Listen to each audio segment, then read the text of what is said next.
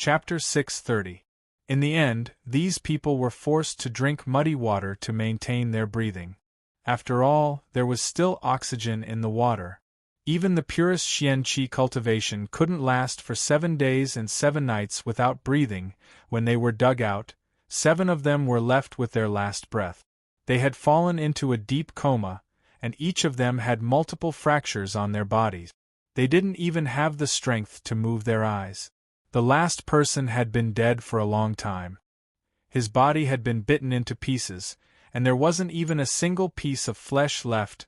Everyone lowered their heads in misery when they saw this tragic scene. It was obvious that there wasn't anything to eat underground. So, the unlucky guy who had died first had become food for everyone else. After a few days, these people had finally recovered a little. The first thing they did after waking up was to vomit non-stop.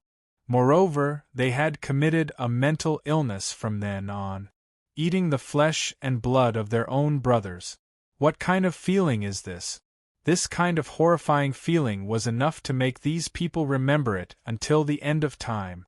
Jun Moxie had exhausted his spiritual power to trigger the landslide. After he came out, he had practically relied on Chu Chihuan to carry him all the way. But even so, Chu Chihuan was still very happy.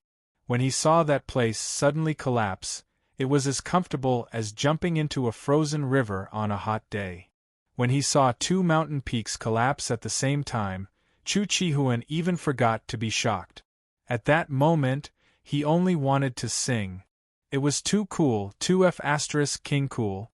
Who asked you to chase after me indiscriminately and try to kill me? Now, I'm suffering from retribution, right?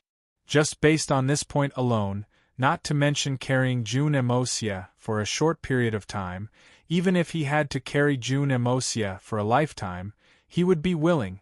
More than 10 days passed, and the road could be said to be extremely peaceful. The city walls of Tianxiang City could be faintly seen in front of them. Jun Moxie's spiritual power had already been restored. But he was still clinging to Chu Chihuan's back, and wouldn't come down no matter what. Damn it. Once I come down, this guy will turn around and run away. Who can I look for? However, Chu Chihuan was still Chu Chihuan. Even though Jun Moxie had shown great sincerity, he still only stayed at the Jun residence for 2 days, and then left. He was like a lonely wolf who would never have too much time to rest. Perhaps, those days of wandering and those thrilling moments were what Chu Chihuan was really pursuing. I'm originally a rootless duckweed. I'm used to this kind of life, and I don't want to have root. We are fated to meet today, but we may not be able to meet again in the future. Before leaving, Chu Chihuan had a long talk with Jun Moxie and said, "We are all real killers, and we know our hearts. My identity will always be a killer, and this will never change. I like these days, and I like the feeling of wandering everywhere. I go. I like it. So, I'm leaving. I'm very happy that I have the fate to meet you, the king of killers. But, it's a pity that your identity means that you can't be a real killer. So, although your strength can be said to be the king of our profession, and no one has the right to object, you have to remember your identity. You are not a killer. I am. So, I'm very sorry for my departure. I know what you want. I have a disciple, and I will arrange for him to find you later. I believe you should have an impression of him, because he tried to assassinate you before. I hope you can forget about it and treat him well. Although I'm just a killer, I'm also a teacher. As for the 3 Holy Lands pursuit, I don't really care. Because I'm being hunted every day. It's just that the starting point of this pursuit is slightly higher. Maybe this time it will be difficult for me to escape the 3 Holy Lands pursuit. But hiding and running away is not my Chu Chihuan's style. I'm the king of killers. Even if I have to die, I should be killed by others, and not die peacefully of old age. I'd rather be stained with blood than live an ignoble life. This is my pride, and I believe you understand. If I'm lucky enough to survive, and feel tired, I think I'll come here to rest for a while, and then I'll start my journey again. These were Chu Chihuan's words. June Moxie understood and admired him, and even envied him. Crossing the world with a sword, repaying kindness and enmity, brushing the clothes, sweeping the world with a sword, traveling thousands of miles, lonely sword against the morning wind, dreaming of the ocean laughing, waking up with blood-red clothes. Gratitude and enmity must be unsheathed. Life and death have nothing to do with feelings. Tender heart lingers on the sea, loyal heart illuminates the sea. I'll be free and unfettered, heaven and earth leave no trace. The cold moon follows the lonely shadow, withered branches sweep the cold wind. This was June Moxie's dream life. But in this life, his identity meant that this dream could never be realized. And what Chu Chihuan said was right. Although he was the king of killers, he could not appear as a killer. Killer, this long-lost title, only belonged to his previous life. In this life, he was June Moxie. The battle with Chu Chihuan and winning the glory of the king of killers had already proved that he was the evil monarch. But it was just a proof, although it was enough. So, June Moxie did not ask Chu Chihuan to stay. Or, from another point of view, Chu Chihuan's wandering in the Jianghu seemed to have continued June Moxie's dream of being a killer in the Jianghu. Being able to have someone who had the same dream as him, and live like this, could be considered as fulfilling his dream. Before Chu Chihuan left, June Moxie gave him 3 elixirs. Vitality Linkage Elixir, Vitality Gathering Elixir, and Heaven Vitality Elixir. Then, he gave Chu Chihuan 2 bottles of elixirs that he had carefully refined. One bottle was for internal injuries, which could recover even the most serious internal injuries in a short time. Even if it was a disease that could not be cured by medicine like qi deviation, it could alleviate and regulate it. The other bottle was for knife wounds, which had a magical effect on external injuries, and could almost bring the dead back to life. After knowing the uses of these 3 elixirs and the 2 bottles of medicine for internal and external injuries, Chu Chihuan did not speak for a long time. There was no joy on his face. Instead, it was full of disappointment, which was actually a kind of powerless struggle. I, Chu Chihuan, have never owed anyone a favor in my life. This has always been my proudest point, and also the biggest foundation of my straightforwardness. But your gift this time is too heavy for me to bear. But I know that it is difficult for me to refuse, and I don't want to refuse. I owe you a lot. I owe you a life for the Blizzard Tavern, I owe you a favor for the ambush in the Slanting Valley, I owe you a favor for the 1,000-mile escape, and now I owe you so many elixirs. I am very unhappy. If there is a chance, I will repay this favor. But the debt of a favor is the most difficult to repay. I am afraid that I will never be able to repay it in this lifetime. So I never owe you anything. Chu Chihuan left. He floated away in a carefree and unrestrained manner. He left without any worries, and didn't even look back. Resolute and unrestrained. He only left a few words. After saying this, he turned around and left, and didn't look back again. The day that you wield your sword in the snowstorm will be the day that I draw my sword in the Silver City. These 3 bottles of elixirs, I will take them as my reward. Although you may not think so, but I have never owed anyone anything, and I don't want to owe you anything. June Moxie was silent. After Chu Chihuan left, Mei Shiyan also bade farewell to June Moxie. She wanted to cooperate with the Snake King to return to Tian Fa and prepare for the upcoming battle. Similarly, when Mei Shiyan returned again, it would be the time for everyone to lead the army to Blizzard's Silver City. If there were no accidents, the 3 Holy Lands would also intervene in the Battle of Blizzard's Silver City. So, when Mei Shiyan returned this time, she was going to mobilize the army. She left with June Moxie's many elixirs. When she returned again, it would be a brand new Tian Fa. Tian Fa's glory days were just around the corner. No matter who obstructed my path of vengeance, no matter who it is, I will crush them without mercy. With absolute strength, I will destroy them in one battle. This time, I will wield my sword in the Silver City, not only for vengeance, but also for intimidation. Because Jun Moxie not only wanted to kill the Shao family, he also wanted to collapse the snowy peak of the sword. He must create a shocking sensation, to shock the entire Xian continent. Revenge for the Jun family. Revenge for my father.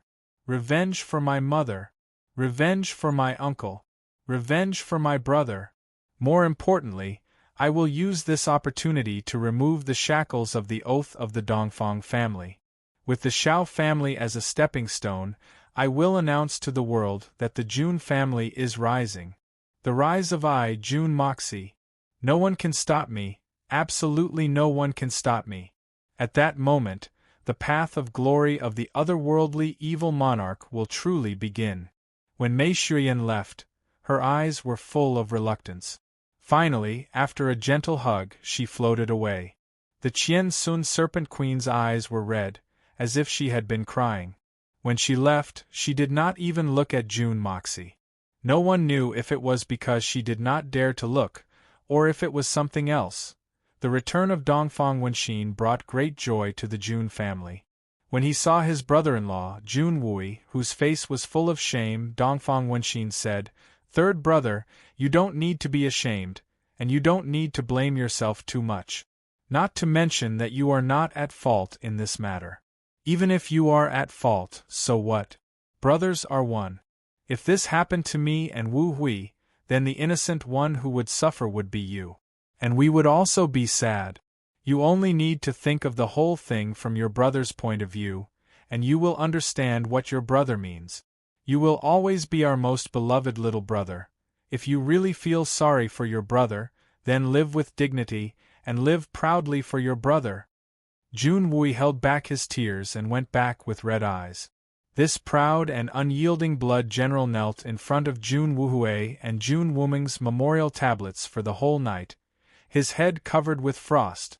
But now, the knot in his heart was finally undone. Dongfang Wenxin was also very satisfied with the two daughters-in-law, Guan Qinghan and Dugu Xiaoi. Guan Qinghan's strength and her temperament, which was like a plum blossom in the snow, made Dongfang Wenxin admire her greatly. He especially admired Guan Qinghan's persistence, stubbornness, and aloofness, which made Dongfang Wenxin feel like he saw himself in the past. Also, Guan Qinghan's music and calligraphy were extraordinary, and she had a lot in common with Dongfang Wenxin. So when the two of them were together, they complemented each other. Chapter 631. After Chu Chihuan left, Jun Moxie waited for Chu Chihuan's disciple.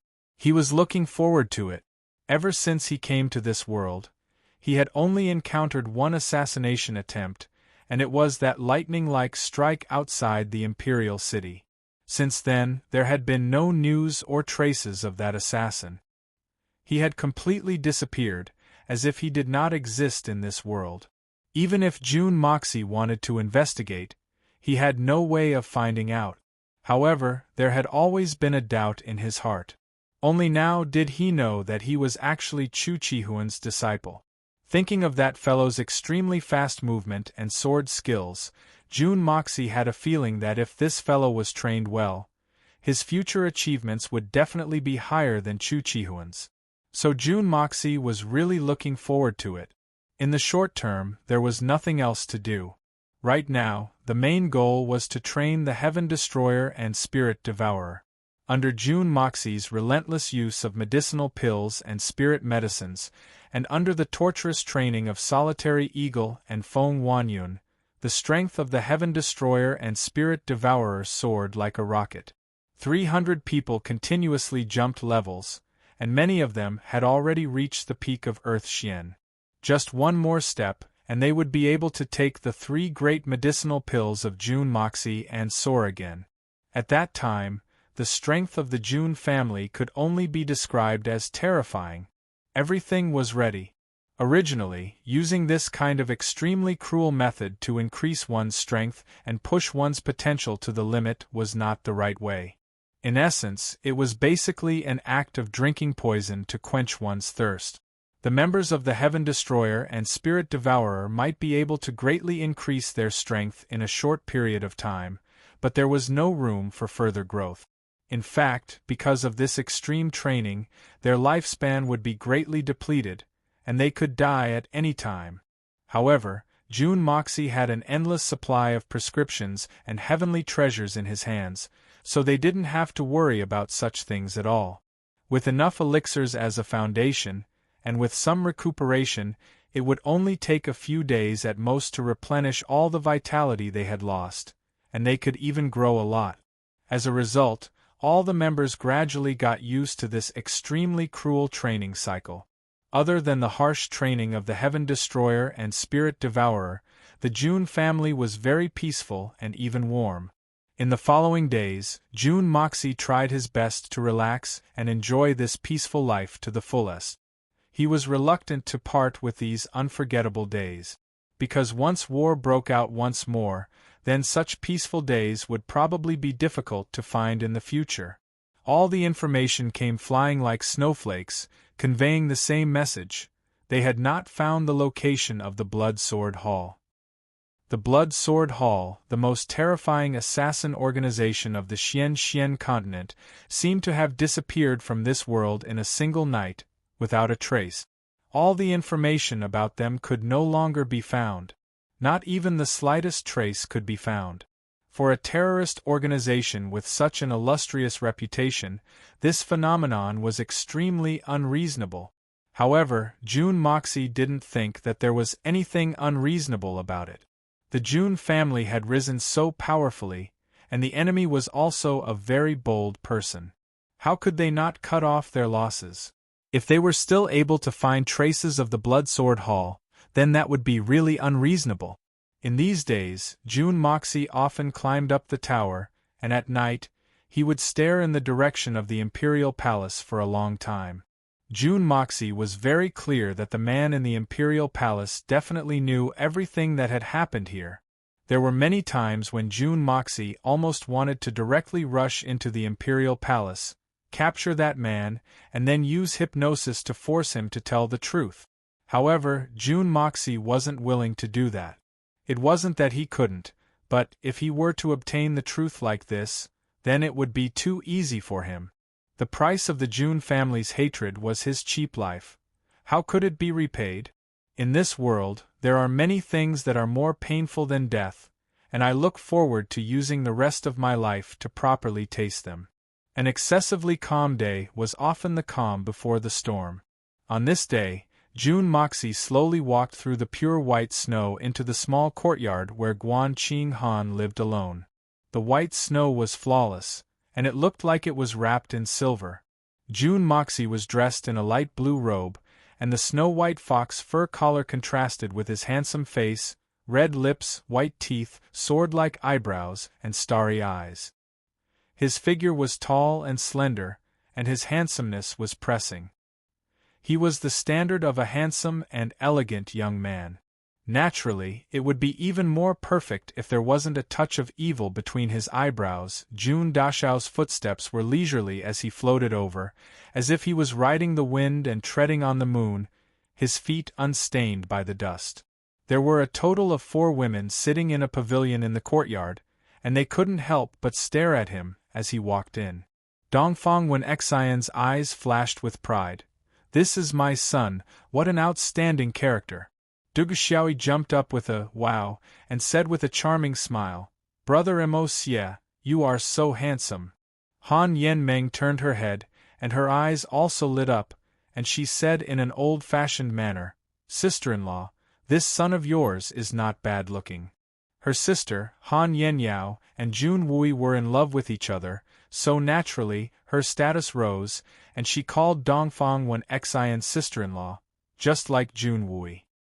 However, it was really ridiculous for a 16 or 17-year-old girl to speak in such a tone of seniority. Only Guan Qing Han had her head lowered, and her brows furrowed, as if she was thinking hard about something. She held a pen in her hand and was constantly drawing and writing. It seemed as if all her attention was focused on the white paper in front of her, and she didn't notice June Moxie's arrival at all. June Moxie walked over to take a look, and saw that the white paper was filled with symbols. It turned out that Guan Qing Han was composing a song. "What song is this?" June Moxie asked.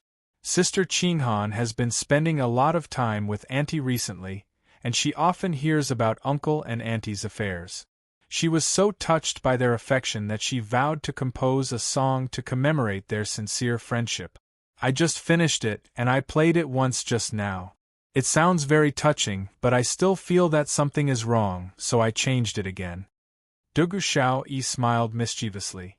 The little girl was dressed in a light yellow robe, a small leather cotton-padded jacket, and a pair of small boots. There were 2 snow-white round pom-poms on them. She looked like the most delicate doll, and was very lovable. "Oh, let me have a look." June Moxie walked over and stared at it. "You know music?" The 4 women looked at him in surprise, and their faces were full of surprise.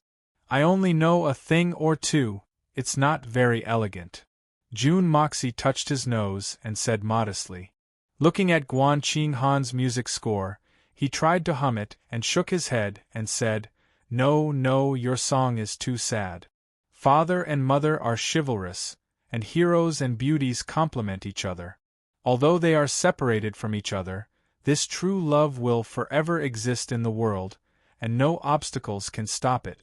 It's a story of a generation, and it's not just a story of those silly men and women. Your music score may be able to make people cry, but it doesn't show the most beautiful true love, and it's difficult to arouse the greatest recognition of everyone. This can be said to be the biggest failure." Guan Qing Han said in a daze. "I also thought of this reason, and it's because I found this problem just now that I started to change it. But no matter how I changed, I always felt that I couldn't grasp the essence, and even felt that the more I changed, the worse it got." June Moxie looked up at the sky and thought for a while and said, "Let me try." As he said that, he put away Guan Qing Han's piece of white paper, and laid down another one. He took the pen from Guan Qing Han's hand, and stood in front of the table, and was deep in thought, like an old monk in meditation. Dongfang Wenxin couldn't help but laugh, thinking that her son was playing a trick, and looked at June Moxie with great interest. Dugu Xiaoyi and Han Yenmeng also looked like they were watching a good show, waiting for June Moxie to make a fool of himself, so that they could tease and humiliate him. But only Guan Qing Han knew that June Moxie knew music, and his attainment in it was quite high, and she was the only one who looked serious and expectant. After a long while, June Moxie let out a long breath, and suddenly moved the pen like it was flying. One by one, the musical symbols that belonged to this world appeared on the white paper, but what they brought was a melody from another world. There was no hesitation, and it was done in one go. Guan Qing Han took the song and tried to hum a few lines, and suddenly, her eyes lit up, and she opened her eyes wide in disbelief, thinking carefully again. After what seemed like a long time, Guan Qing Han slowly took out a jade flute from her sleeves, and put it to her lip. Her beautiful eyes stared at June Moxie's music score, and her mouth opened slightly, and the sound of the flute rang out. The sound of the flute was especially deep, and it was full of deep emotion. The song was full of the interpretation of true love, and also a strong sense of melancholy and helplessness, as well as the endless yearning for such a sincere love. This song was like a dream about love that everyone yearned for the most, an ethereal yet real dream. June Moxie silently closed his eyes. His right hand gently tapped the beat in response to the tune Guan Qing Han was playing. It seemed as if he was enjoying it. In fact, it seemed as if he was immersed in this once familiar music. Dongfang, Wenxian, and the other 2 suddenly heard such a beautiful music, and they were surprised at first, but then they couldn't help but immerse themselves in it. Such a beautiful and touching song had never appeared in this world. Even the most beautiful music had its end. When the song ended, Guan Qing Han stood there with the jade flute in her hand, and looked at the composer, June Moxie, in disbelief. Although she knew that he was familiar with music, she still couldn't believe it, and even more couldn't believe that he could create such a heavenly sound so casually. It's really beautiful. Duguxiaoyi opened her eyes and said with some nostalgia, I've never heard such a soulful song before. If it could be sung with lyrics, it would definitely be very nice. Jun Mo-sia smiled faintly. He then picked up the brush and wrote the lyrics of the song under the score. He said, This song, let's call it Song of No Regrets. He sighed in his heart. In this world, there is no 3 plays of plum blossom after all. The 4 surrounded him and slowly recited. There are infatuated people in the world of mortals. Don't be too infatuated, if not for the bone-chilling cold, the fragrance of plum blossoms. What is love in the world? What is love in the world? How many stories in the world? The most ecstatic song of no regrets. There is one thing that I would like to ask of you. I don't want to see any comments or insults about other authors in my book review section. I hope you can calm down. Only writers know the hardships and tiredness of being a writer, and how much effort they put in. Everyone works hard to make a living, and no one has it easy. I hope you can understand. I hope that the readers of Siejun can be as proud as our Siejun Moxie. I hope that one day when you comment on us, you will say, the readers of Siejun are a group of people with good qualities. That will be my proudest thing. Chapter 632. Worldly Affairs, Infatuation. Duguxiaoyi sang the lyrics along with the music score. On the other side, Guan Qing Han's flute sounded again. Along with Duguxiaoyi's singing, the flute's gentle sound complemented each other. When the song ended, everyone could still feel the lingering sound. It was not an exaggeration to say that the melody lingered in the air for 3 days. What is love in the world? It makes people live and die for each other. Dongfang Wenxin suddenly shed tears and murmured, What is love? What is love? Is love something that tortures people? Jun Moxie sighed and recited slowly, What is love in the world? It makes people live and die for each other. 2 travelers from all over the world, old wings fly back to winter and summer. Joy is fun, parting is bitter, and there are infatuated children. You should have a saying, 10,000 miles of clouds, 1,000 mountains in the evening snow, only shadow goes to whom? When Dongfang Wenxian heard this poem, it was as if she had fallen into a trance. She chewed on every word, pondering over the meaning within. She stood there in a daze, and suddenly, her eyes filled with tears, slowly falling to the ground. She turned around and ran back to her room, only to hear a sorrowful cry. Jun Yingying's words, 10,000 li of clouds, 1,000 mountains of snow at dusk, to whom does the shadow go? No regrets. No regrets. You want me to be alone. How am I going to face the wind and rain of the world? Mo-sia, do you think Auntie will she? Guan Qing Han asked Jun Moxie quietly. Her tone was full of worry and reproach. Obviously, she blamed Jun Moxie for making Dongfang Wenxin sad. Jun Mo-sia sighed deeply and said, Mother has been suppressing her grief and putting on a smile during this period of time. Forcing herself to smile is simply too tiring. If she keeps holding it in for too long, it will really cause problems. You know, emotions are like a torrent, it's better to let it flow than to block it. Might as well let her touch her heart and let it all out. As long as she can cry, it will be much easier after that. Guan Qing Han, Duguxiaoyi, and Han Yenmeng nodded in realization. Amidst the silence, a beautiful flute sound rose once again. It spread in all directions leisurely, and it did not stop. It was the song No Regrets, asking the world, What is love? In a small courtyard separated by a wall, another infatuated person, Yi Guhan, stood under a flowering tree. He looked even more haggard than before. He let the snow on the flowering tree tremble and slide down his head and neck, but he seemed to not feel it at all. He only listened to the song with infatuation. His empty left sleeve fluttered in the cold wind. Yi Guhan's face was bitter. His eyes were deep and filled with pain. His expression was bleak and lonely. He murmured, asked the world, what is love? Xiao, are you okay? When Jun Moxie left, Guan Qing Han and Dugu were studying the song. But Han Yenmeng followed him out. Jun Moxie, nephew Mo Xie, when do you plan to go to Blizzard Silver City? Han Yenmeng pouted and looked at him. Blizzard Silver City? What for? Jun Moxie was stunned. That place is far away and cold. I have no interest in going there. When he heard nephew Mo Xie, Jun Dashao felt that it was a little harsh. But his mother and third uncle had already made the decision. He had no room to argue. How could he let this little girl bully him? You. Han Yenmeng was angry. What about the Shao family? Don't you want to take revenge? Why wouldn't I want to?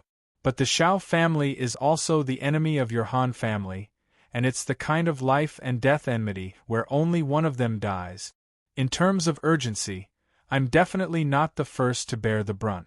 Jun Mo Xie spread out his hands and said, it's not like you don't know that the Shao family is very powerful, and their influence is even more enormous.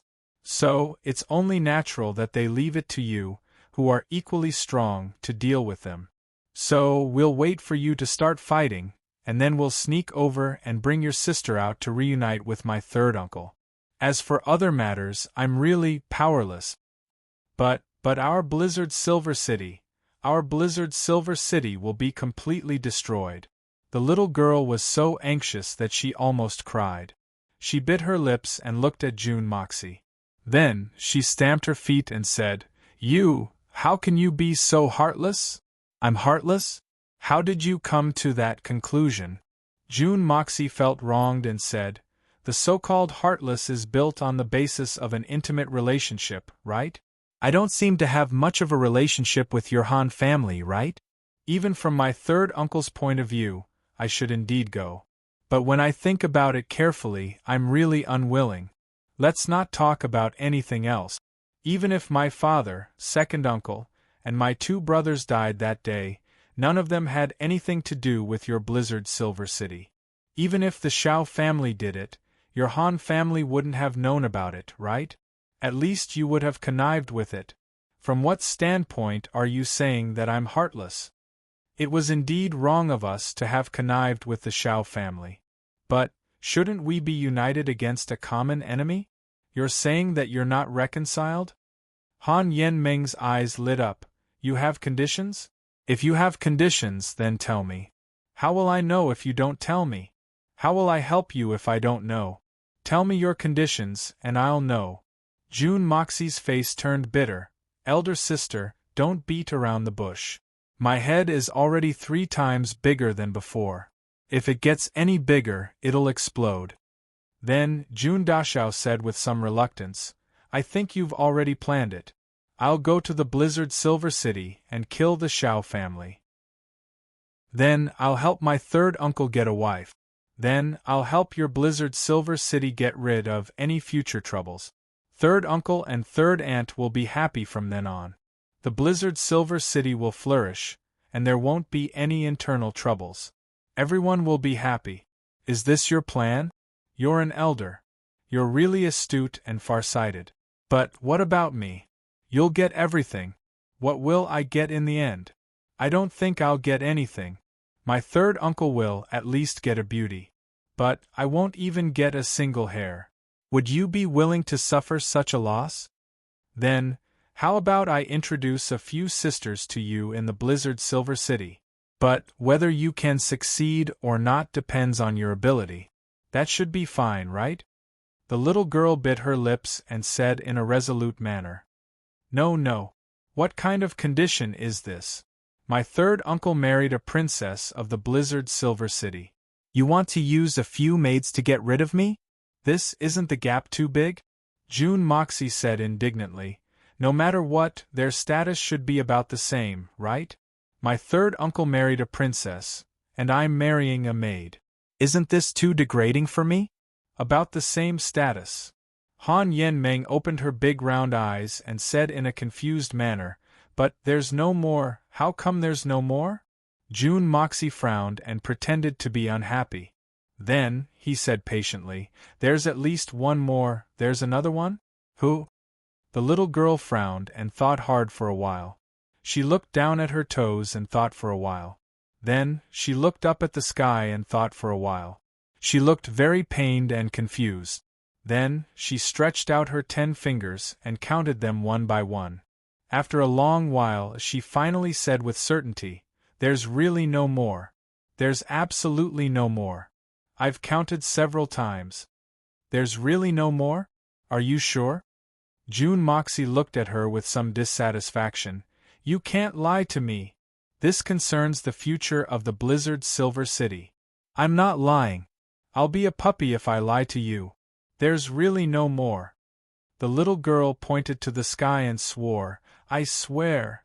If there's really a suitable person, if there's really a suitable one. Oh, you'll what? Don't tell me that you'll tie her up and send her to me? June Moxie said in a very persuasive manner. That's right. If there's really such a person, I'll tie her up and send her to you. I'll go all out for the future of the Blizzard Silver City. But what if there's really no more? The little Lolita spoke in a righteous manner. She had a triumphant expression on her face as she looked at June Moxie proudly. In fact, it seemed as if her evil plan had succeeded. Then, she chuckled and said, if you really don't have them, then you should quickly go to the Silver City and help us kill those traitors. Good. It's a deal. If there's a suitable person in the Blizzard Silver City with the same status as your sister, then tie her up and send her to me to be my concubine. If there isn't, then I'll just treat it as a good deed. I'll help the Blizzard Silver City destroy the Shao family. Moreover, I won't mention any additional conditions. June Moxie said seriously, it's a deal. We'll clap our hands as a vow. We can't go back on our words. Do you dare to make this bet? Why wouldn't I dare? The little girl laughed happily. Speaking of the Blizzard Silver City's affairs, do you think you're clearer than me? If I say there's no more, then there's no more. Clap our hands as a vow. Hurry up. She was even more delighted in her heart. Uncle Moo said that this June Moxie was very cunning. But it seems that he's just a fool now. Not to mention that there's no suitable candidate. Even if there is one, it'll be up to us.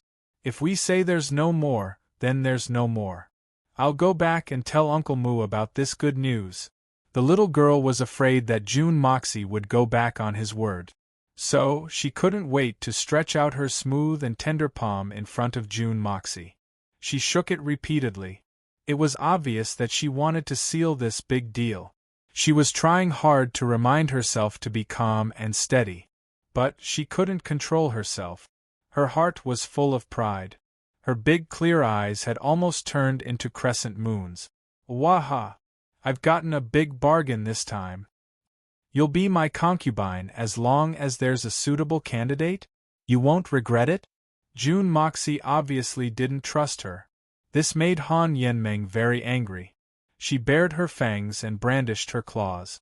She roared in a low voice, I mean what I say. I'll be your concubine if there's one. I'll bear witness to this matter. I can't be wrong. You're such a big man. Hurry up and clap our hands as a vow. Clap our hands as a vow. No, I still have to think about it. June Moxie had just stretched out his hand when he suddenly retracted it.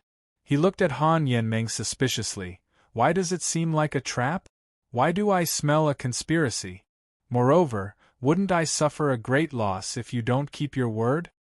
The little girl jumped 3 feet high. She had gone mad. She bared her fangs and brandished her claws in anger. Do you think I'll go back on my word?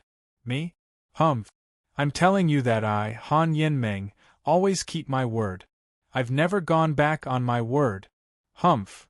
I swear on the Silver Blizzard City's supreme reputation to show my sincerity. If I don't keep my word, and I can't fulfill my promise, then let me. This ant will take off my clothes and walk around the Tianxiang city. It's a deal. June Moxie's eyes lit up. Chapter 633. Pa. June Moxie had just raised his hand when Han Yen-meng quickly slapped his palm 3 times. She was laughing happily like a cat that had stolen a fish. She was winking and looking very pleased with herself.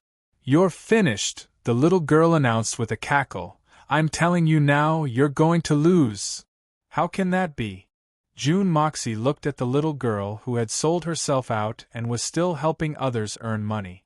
He said confidently, "How can I lose?" You won't lose? Haha, the person you want doesn't exist. Today, little Aunt Han will teach your nephew Emosia a lesson. This matter doesn't belong to you. If I say there's no such person, then there's no such person. Do you understand now? The little loli looked up to the sky and laughed wildly. How can there be no such person? There must be a suitable candidate. How can there be no such person? Because there are 2 princesses of the Silver Blizzard City, right? June Emosia crossed his arms and laughed sinisterly. Apart from your sister, isn't there also you, little Aunt Han? Did I see wrongly? Are you a young master of the Silver Blizzard City? Not a woman? You're not a woman. What did you say? Me? Han Yen-meng retorted reflexively. Suddenly she was tongue-tied. She covered her mouth with her hand. Her complacent smile froze on her face. The next moment, it was replaced by a panic-stricken expression. She had actually forgotten to count herself. Perhaps it should be said that Han Yen-meng had never considered that she was one of the candidates. "Miss Han, you must know who the suitable candidate I was talking about is? Then, please hurry up and tie up the woman that I want. In other words, my concubine, and send her to my room." June Moxie said seriously, "This is a matter that concerns the reputation of the Silver Blizzard City. I hope you can do it as soon as possible. I believe that you can do it, because you, Miss Han, have always kept your promises." Han Yen-meng's face darkened. Her fingers trembled, and the expression in her eyes fluctuated. Suddenly, she remembered to blush. She rolled her eyes and pondered for a long time. Then, she suddenly clutched her stomach, and said with a pained expression, Why does my stomach suddenly hurt? I have to go back and rest. Why does it hurt so much?" Then, she bent her waist, and walked away dejectedly. "Miss Han, it doesn't matter if your stomach hurts, but don't forget about my concubine. Big Brother is still waiting. The binding method." June Moxie loudly reminded her from behind, but Han Yen-meng turned a deaf ear to him. She slipped away like a wisp of smoke and disappeared without a trace. "Little guy, who asked you to act like an elder in front of me every day? Is it so easy to be this young master's elder? I'm not going to teach you a lesson. You really don't know what restraint is, and what it means to quit while you're ahead." June Moxie's heart felt very comfortable. There was no need to mention that feeling of pleasure. Now, let's see how this lass would face him. Ha! I've been suppressing my anger for a few days, and I can finally vent it out, ha! A burst of laughter rang out. Jun Wui flashed out from the side. He clutched his stomach, and laughed with a pained expression on his face. It was obvious that he had been suppressing his anger for a long time. As he laughed, he gave a thumbs up. "Emosia, you're really amazing. You made this lass sell herself. Third uncle really has to give it to you today. You're too overbearing." June Moxie touched his nose and said with a mischievous smile, "Third uncle, isn't this the only way? This lass has been acting like an elder in front of me for the past few days. She keeps calling me nephew Emosia. What do you think I should do? This time, I reckon she'll be well behaved for a while." "I'm afraid she won't be well behaved for a while?" Jun Wui laughed loudly. "I reckon this lass won't be able to raise her head in front of you from now on. She won't even dare to take a picture with you. Emosia, I say. Don't tell me you've really fallen for this lass?" "No way." June Moxie shook his head violently. "Third uncle, please spare me. Don't randomly matchmake a couple, I already have quite a few." "Humph." Jun Wui laughed meaningfully and reminded him, "You two are really not a good match. After all, there's a seniority gap between the two of you. How can you be considered a suitable candidate? Third Master June swaggered off after he finished speaking. I didn't say anything, and you're already planning for your sister-in-law. Besides, Yanghua is married to her master. What's the difference in seniority? June Moxie muttered and felt a little guilty. Suddenly, someone came to report, "Young master, someone is asking to see you." He said that his master asked him to come. Let him in. June Moxie perked up. He's finally here. This brat really gave me a fright that time. I want to take a closer look and see what kind of character he is. Young Master June, the person who appeared in front of June Moxie was a young man, at most 24 or 25 years old. Not only was he thin, but he was also not tall.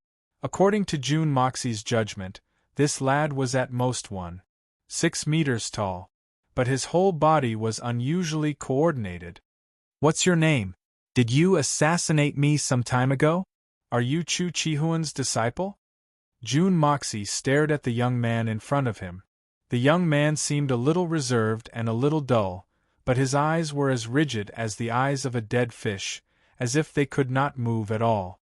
Wherever he looked, it was as if he was looking at a dead object. Yes. The young man straightened his chest, and there was still no fluctuation in his eyes. My name is Ling Ao. Ling Ao, a very imposing name. June Moxie smiled faintly. Suddenly, his body leaned forward, and his eyes turned cold in an instant. Like a flash of lightning across the sky, an extremely overbearing aura mixed with a domineering murderous aura covered him with a boom, without any warning. The murderous aura surged like a raging tide, like countless swords wreaking havoc in the air. Several guards at the door only sensed a slight aura, and they sat on the ground in a daze, their faces instantly pale. Ling Ao's dead eyes flashed a sincere shock in an instant, and he was horrified. He tried his best to resist June Moxie's aura, trying to fight back, but found that everything was in vain. He had no room to resist. One moment, only one moment. His whole body, his whole soul had been swallowed up, and his whole body became cold. That time, who asked you to kill me? June Moxie asked word by word. Ling Ao raised his head stubbornly. Ling looked at him, but had no intention of speaking at all. He bit the tip of his tongue hard, hoping to keep the last trace of clarity. Blood inevitably flowed down from the corner of his mouth, but even so, Ling Ao found that he still could not guarantee that his mind was clear. He only felt that his consciousness was getting blurrier, as if he would fall into endless darkness at any time. "Haha, you really have guts." June Moxie laughed, and the overwhelming murderous aura suddenly disappeared. "You're indeed Chu Chihuan's disciple. You haven't learned anything else, but you've learned 100% of your tough bones." Ling Ao panted with difficulty and said slowly, "You shouldn't have asked me. Although I'm here to seek refuge with you, I'm not here to seek refuge with you. Although I'm here to seek refuge with you, I have to come under the orders of my master. As an assassin, I will never reveal the name of my client. Life and death are not a big deal, but the rules must never be broken. I won't ask you again." June Moxie smiled Ling. "When you tried to assassinate me, I had many enemies who wanted to kill me. But now, they are no longer worthy to be my opponent. It doesn't matter whether you know or not. But what I want is your obedience and loyalty in the future." June Moxie said solemnly, "I can give you what you want but can't get. I can also give you everything that your master can't teach you. I can also make your cultivation advance by leaps and bounds. But, if you can't give me what I want, then even if you're Chu Chihuan's disciple, I don't want you. Do you understand?" "I understand." Ling Ao's face was sweating. The pressure that the young man in front of him brought to him was even greater than his master, Chu Chihuan. At the very least, Chu Chihuan could not emit such a terrifying murderous aura. As the successor of Chu Chihuan, Ling Ao was well aware of this.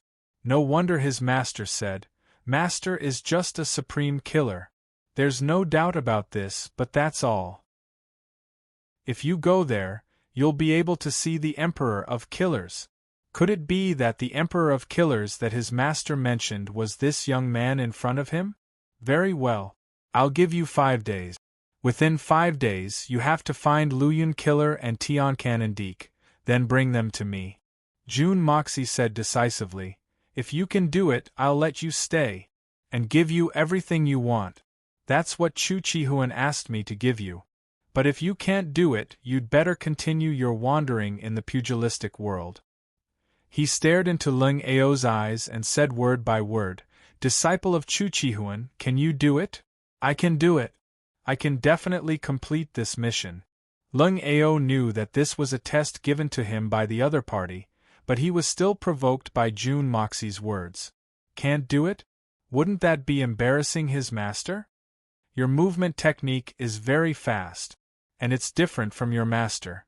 Your master's movement technique is fast and ethereal, as fast as a dream, but you only pursue fast, pure speed. Why is that? June Moxie looked at him and asked. I don't know either. When my master picked me up and taught me mystic arts, he told me that my path of cultivation is only fast. Speaking of this, it was obvious that this killer named Ling Ao was also very puzzled. Jun Mo Xie got up from his seat and placed his hand on the man's shoulder. Then, a wisp of his spiritual power started to circulate through the man's body. Suddenly, his eyes lit up and he exclaimed, It's the peerless blade? So that's how it is. Old Chu has the wisdom to recognize people and teach in accordance with their aptitude. It's amazing! Ling Ao was stunned. He did not understand what Jun Dashao meant at all. Jun Moxie raised his head and exhaled. He waved his hand and said, Go. Remember, within 5 days. Yes. Ling Ao turned around and strode out. The following doesn't count. Today, I notice that there are people chatting in the group. They're talking about the monthly ticket. Everyone is working hard for Feng Ling's hope, and they're all doing their best to give suggestions. Some brothers and sisters don't have enough subscriptions to get monthly tickets, but they're subscribing to books to get enough monthly tickets to vote. Reading this, my heart is trembling. I'm very excited, very touched, and very ashamed. It turns out that everyone has sacrificed so much for me. What did Feng Ling do to deserve everyone's sacrifice? Everyone came to read books to relax and pass the time, but because of me, they increased the pressure and sacrificed too much. Even many friends have given monthly tickets through tips. I'm very ashamed. I'm just doing what an author should do. Here, I express my gratitude to everyone. Perhaps a gentle thank you didn't mean anything, but it is my gratitude to all of you. Seeing such a situation, my heart is very warm. Yes. No matter what the outcome of this month is, I will feel that I have won. I have won everyone's recognition. This will be my most precious treasure. What a good reader, what a good brother and sister. I can't bear to leave all of you, I really can't. I think I will go on with all of you in the future. With all of you, I will not be lonely. I will not feel wronged. Chapter 634. Jun Moxie looked at his back, and the question that had been entangled in his mind for a long time was finally revealed. Why was his speed so fast that he did not even have the time to dodge at that time? With the cultivation of an earth xian, his speed could surpass the peak of Tian xian. So that was it. Unparalleled blade. Or it should be called unparalleled toughness. This guy actually had 2 ligaments in his legs that supported his running speed. Extraordinary talent. This kind of natural strange physique was destined to be much faster than the average person. If he could be specially trained, his speed would undoubtedly reach a jaw-dropping level. No wonder Chu Chihuan chose speed for him, pure speed training. However, although Chu Chihuan's choice was correct, and the training was quite good, his training method was still lacking. Therefore, even if Ling Ao's achievements were not low, there was still a limit. At most, he could reach the same height as Chu Chihuan. Ling Ao's future strength would at most be at the level of Chu Chihuan, and most likely would not be as good as his master. But with Jun Moxie, with this kind of physique, Jun Moxie could help him step into a higher level, or even the limit of speed. The limit of speed. The only question now is whether you're worth my effort or not. Jun Moxie thought deeply. Mei Shuyan and Qian Sun rushed all the way.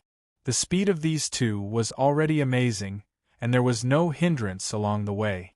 In just a few days' time, they had already rushed back to Tianan, Tian-Fa Forest. And now, the experts from the 3 Holy Lands were still recuperating in the barren mountains. They would definitely not come to kill them. Jun Moxie's landslide had caused them huge trouble, and it would be difficult to recover without a few months of rest. However, as soon as they entered the Tian-Fa Forest, Mei Shuyan immediately flew into a rage. He was so angry that his belly almost burst. The Tian-Fa Forest was no longer as gloomy as it had been in the past. There were colorful ribbons fluttering everywhere. It was unknown where these colorful ribbons had come from. Almost every tree in the forest had colorful ribbons fluttering in the air. It was as if a rainbow was swaying in the sky. And the tops of those 1,000-year-old and 10,000-year-old trees were the ones with the most colorful ribbons.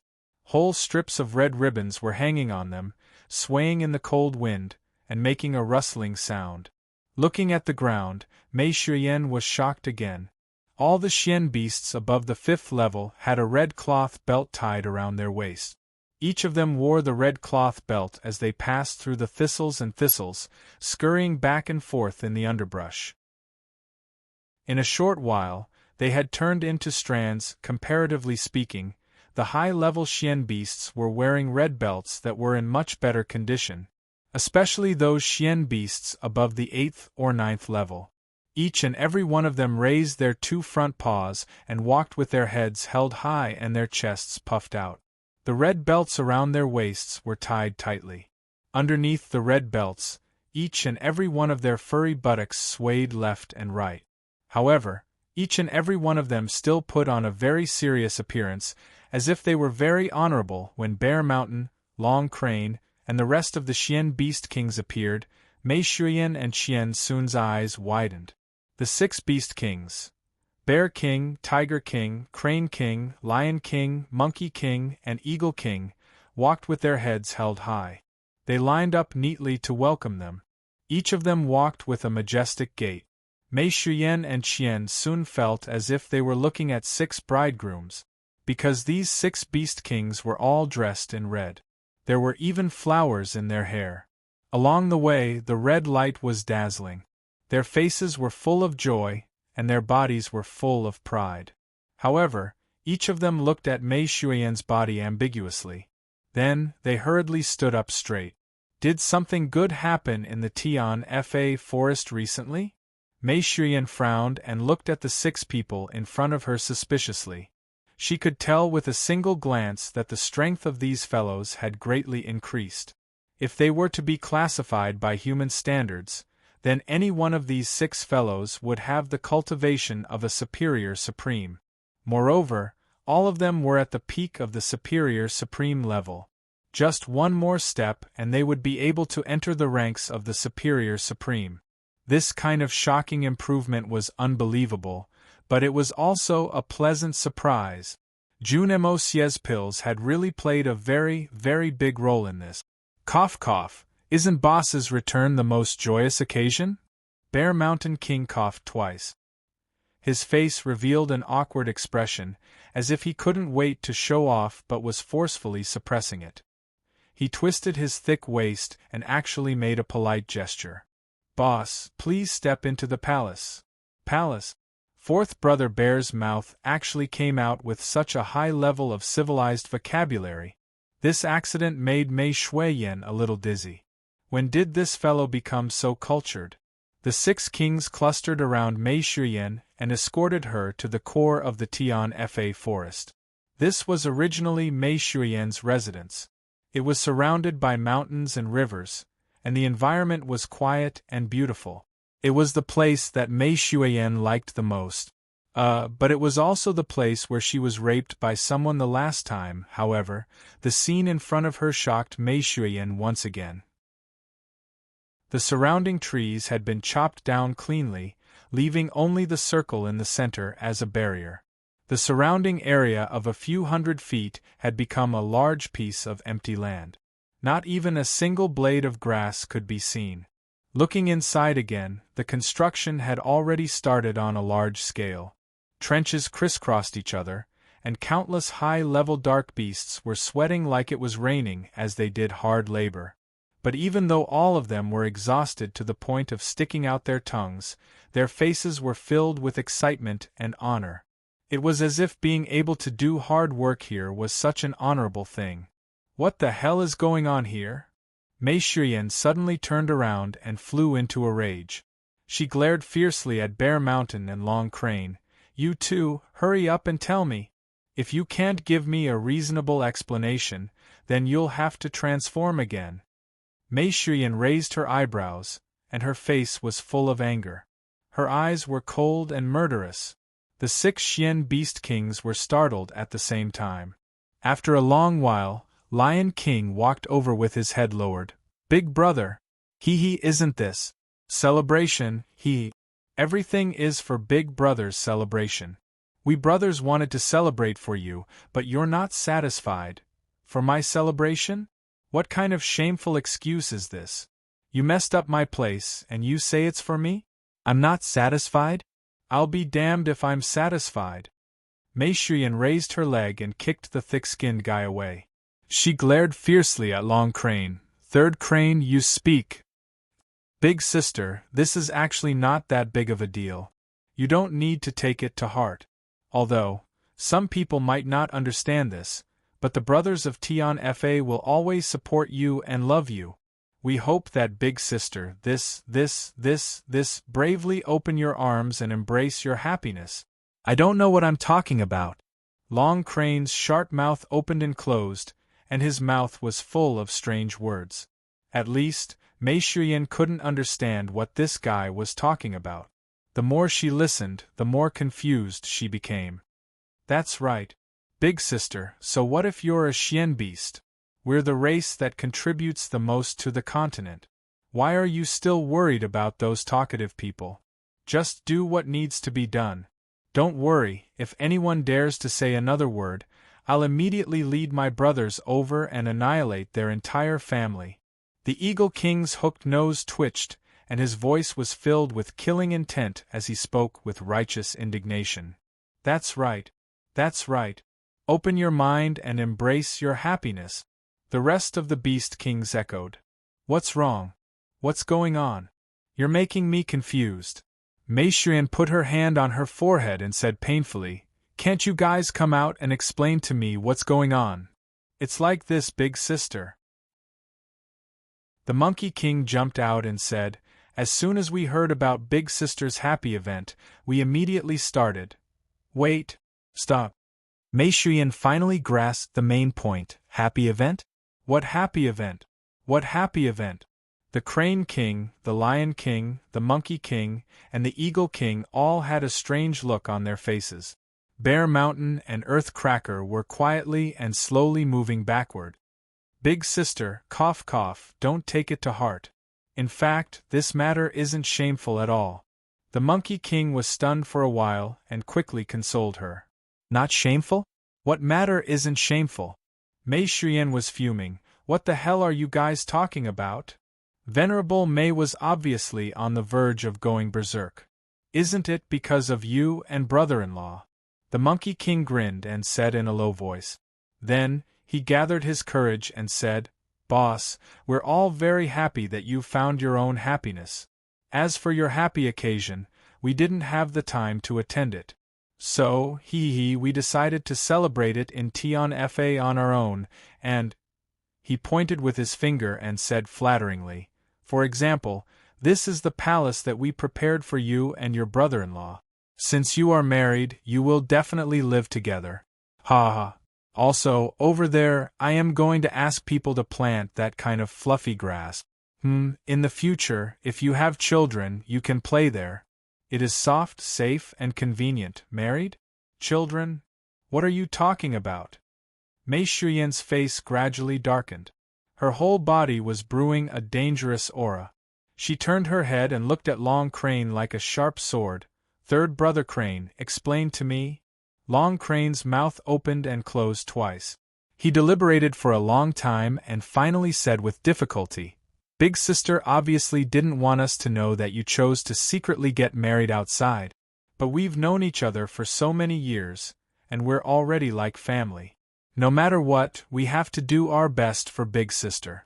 Ever since fourth brother Bear and ninth brother Tiger brought back the news of Big Sister's happy event, we all had a discussion and decided to celebrate together in Tian Fa. Besides, you asked fourth brother Bear to bring back so much money. Wouldn't it be a waste if we don't spend it? Hee, ugh. Recommending my brother's book. Rebirth Sweeps the Wind and Clouds, an urban novel. This guy is trying to get into the list of new books. Everyone, go and help him. This guy is a lascivious man, and I reckon his books will be lascivious. Well, of course we can read them, but we must keep our purity. Don't be led astray by him. You will all advance with me, and sooner or later you will all become as pure as me. I have no doubt about this. Chapter 635. Long Crane chuckled as he finished speaking. He thought that his words were very appropriate, but he saw that Mei Shuyan's face was getting more and more unsightly. In fact, it looked like it was going to turn into a thunderstorm at any time. Long Crane was quick to react and immediately shut his mouth. He was secretly perturbed. Did I not express myself clearly enough? Bear Mountain Earth Cracker. You too. You too.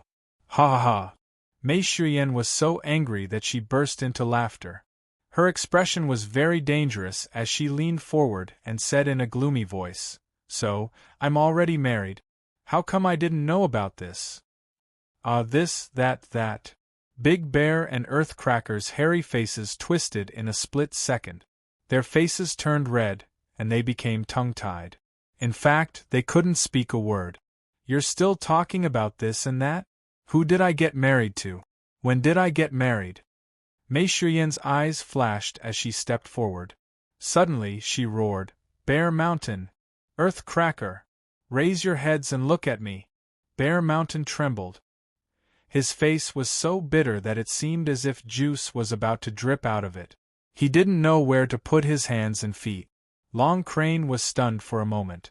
Then, he jumped up and screamed in a strange voice, Fourth brother Bear! You bastard! The news you brought back is fake? Boss isn't married? And you. Suddenly a loud shout was heard.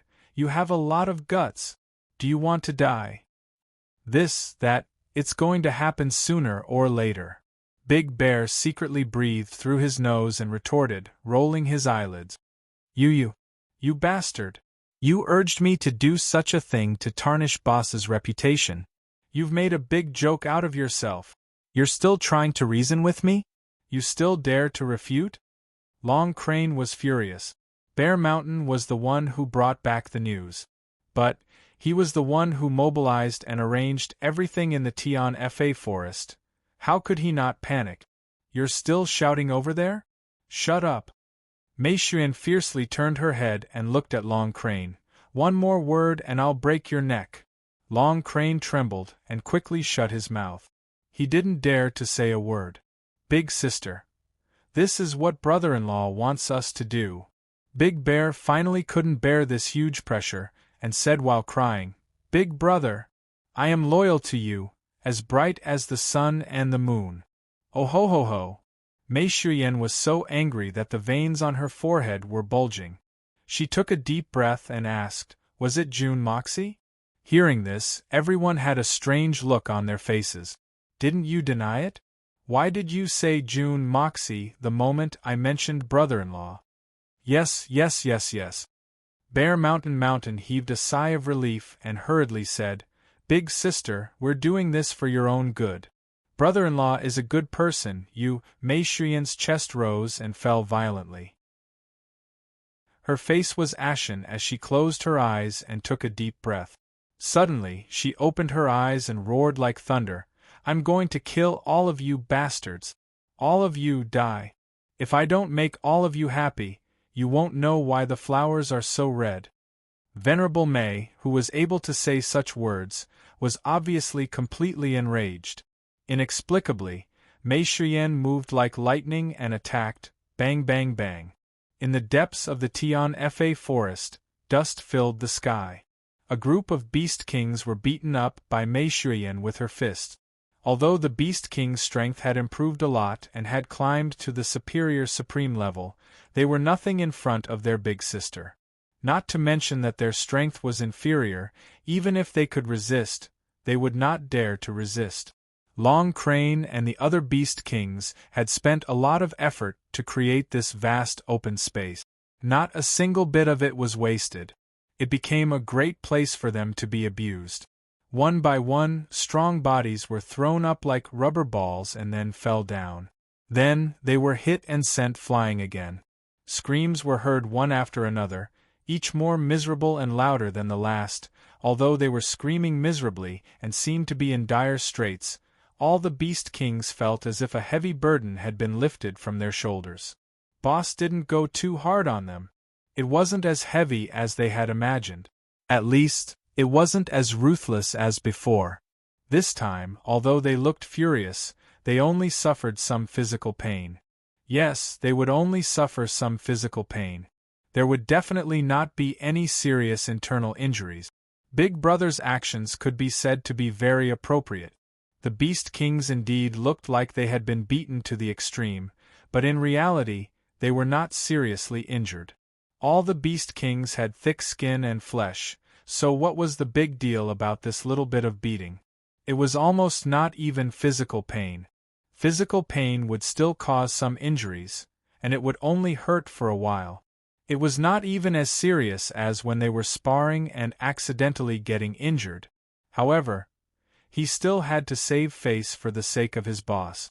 So, the Beast Kings cried even more miserably. Each and every one of them cried out in pain. That sound was as if they were suffering from the cruelest torture. "Ah!" Big Bear cried out in cadence. He winked as he was kicked up into the air. He waved his hands and feet as he flew in the air. Then he screamed, "Aya, big sister, you're so strong. My bones are going to break." "Ah!" Earthcracker imitated him and screamed. His face was full of hemorrhoid. He covered his buttocks and screamed, "My buttocks have split into 2 pieces." Everyone looked at him in disdain. This idiot doesn't even know how to brag. Whose buttocks don't have 2 pieces? Oh, Careless Rock held his head as he was kicked away. He screamed, "Big sister is so powerful. My legs are going to break." Everyone looked at him in disdain. Why are you holding your head and screaming when your legs are going to break? You don't even know how to act. Ah, the Monkey King did a series of somersaults. He shouted, "Big sister's kick is so ruthless. It kicked me so hard that I somersaulted dozens of times. So painful. So painful." All the Beast Kings roared in unison. One roar caused the mountains to collapse and the earth to crack. Another roar caused the sun and moon to lose their luster. "Big sister, please spare us." They begged for mercy together. Their voices were so loud that it didn't seem like they were begging for mercy. Instead, it seemed like they were joking. Mei Shiyan was undoubtedly very angry when she saw this scene. However, she also felt a little shy and happy at the same time. This was the feeling of a young girl. However, it wasn't convenient for her to show this kind of embarrassment. So, she could only find an excuse to vent her anger. She could also use this as a pretext to cover up her feelings. So, she naturally stopped when she attacked. However, she didn't expect that these guys were so thick-skinned and thick-skinned. Moreover, they were so dumb that they couldn't think straight. Since they could see that she wasn't really angry, wouldn't it be fine if they just put on a show? Who would have thought that this bunch of idiots didn't even know how to put on a show? Each of them was worse than the other. In the end, they even cried out in pain happily. This wasn't a fight anymore. It was a fight to see who had the loudest voice. Looking at them again, their faces were originally filled with fear and restraint. But now, they were all grinning from ear to ear and winking happily. They were all sticking out their tongues and making funny faces. Were they getting beaten up or celebrating the new year? This time, Mei Shuyan really couldn't hold on any longer. Her face turned red. She was really angry out of humiliation. Thus, the strength of her hands and legs increased to a considerable level. Oh my God! Help! Spare me! A series of blood-curdling screams resounded once again. This time, it was different from before. Previously, everyone could hear that the screams sounded miserable and louder, but in reality, there was no pain at all. However, this time, it was the complete opposite. The 6 beast kings were gritting their teeth and hissing as they sucked in cold air. It was obvious that the pain was coming from deep within their bones. They didn't even have the intention to scream anymore. All they could do was gasp. It was really too painful. Their eyes were filled with pain and confusion. What's going on? Why did the situation suddenly change? Could it be that everyone's passionate performance just now wasn't good enough? It must be that Hu Jiu's acting was too lame, or that Monkey Chi's acting was too pretentious. I'm the only one who acted well. It's all because of those idiots. Their too unlucky, heavy punches continuously landed on their faces. In just a short while, most of the members of the number 1 group, which represented the highest strength in the Tian Fa forest, were all bruised and swollen. Long Crane's long mouth was almost broken. Bear Mountain, the Bear King, was directly turned into a Panda King. Tiger King was actually beaten into his original form. He was a big white tiger without a single strand of hair. Then, he was grabbed by the tail and thrown into the air. Then, he rolled his eyes and fainted. The tiger seemed to have turned into a sick cat. The Monkey King was beaten until he rolled in the air like a rubber ball. This time, it wasn't spontaneous. Instead, it was due to the inertia of the external force. His brain was ringing endlessly. Just as the Lion King stood up in a daze, he was immediately hit in the face by hundreds of heavy punches. His face was blooming like a peach blossom, blossoming like a blooming peach blossom, and stars swirling in the sky. He swayed and fell down, directly turning into a pig-head king. The Eagle King's hooked nose was almost beaten into a Lion King's nose. The Snake King, who was watching the battle from the side, was originally laughing happily. But now, his face was pale and his whole body was trembling. The cheering and clapping just now had long since been thrown out of the window. Later on, their eyes were staring straight at the scene. Oh my God! So boss is really angry. Finally, Mei Shuyan let out a long sigh and landed gracefully on the ground. She looked coldly at the Beast Kings lying on the ground and snorted. How is it? Did you guys enjoy yourselves? Did you guys enjoy yourselves this time? Why aren't you shouting anymore? Where did your enthusiasm go? Yes. The Panda King, Bear Mountain, wanted to cry but had no tears. He nodded his head like a chicken pecking at rice. You didn't break your bones? Say it. Do you still dare to mess around? Mei Shuyan's face flushed with an almost imperceptible blush. We won't dare, we won't dare. The 6 Beast Kings nodded their heads in unison. The sickly Cat King, Earthcracker, quickly crawled out of the pit and transformed back into his human form. Don't worry, big sister. I'll order them to leave immediately. Long Crane shook his dizzy head and turned around in a daze. Then, he shouted loudly, Get the hell out of here, all of you! This bullshit palace is not going to be built anymore. All of you get out. Get out. Bullshit palace? Not going to be built anymore? Mei Shuyan raised her eyes and looked at Long Crane with a red face. What do you mean? The gap between the monthly votes is getting bigger and bigger. Brothers, sisters, are you going to admit defeat like this? It's 15:10 in the afternoon. I'm going to erupt non-stop from now on. Until midnight. I'm the first in the monthly vote. I'm going to erupt until midnight. I'm going to lose the monthly votes. I'm going to erupt until midnight. I don't know how much more I can erupt. Brothers and sisters, please give me strength. Today, I'm going to open the prelude to the Silver Blizzard City. The excitement is about to begin. I'm begging for monthly votes. Chapter 636. What? Long Crane was at a complete loss. He sat down on the ground and shook his head vigorously. Then, he quickly dug his ears. Did I get beaten silly by boss? Am I hearing things now? Didn't you beat us up because you were angry? Why are you saying this now? What are you talking about? What I mean is, since it's already like this, there's no way to restore it to its original state. Then, we'll just make the best use of it and continue to build. Mei Shuyan knew that she was being unreasonable. She blushed and said fiercely, "What? Do you still dare to refuse?" "What? Boss is blushing? We're not dreaming, are we?" Willing, very willing. The 6 Beast Kings' brains short-circuited at the same time.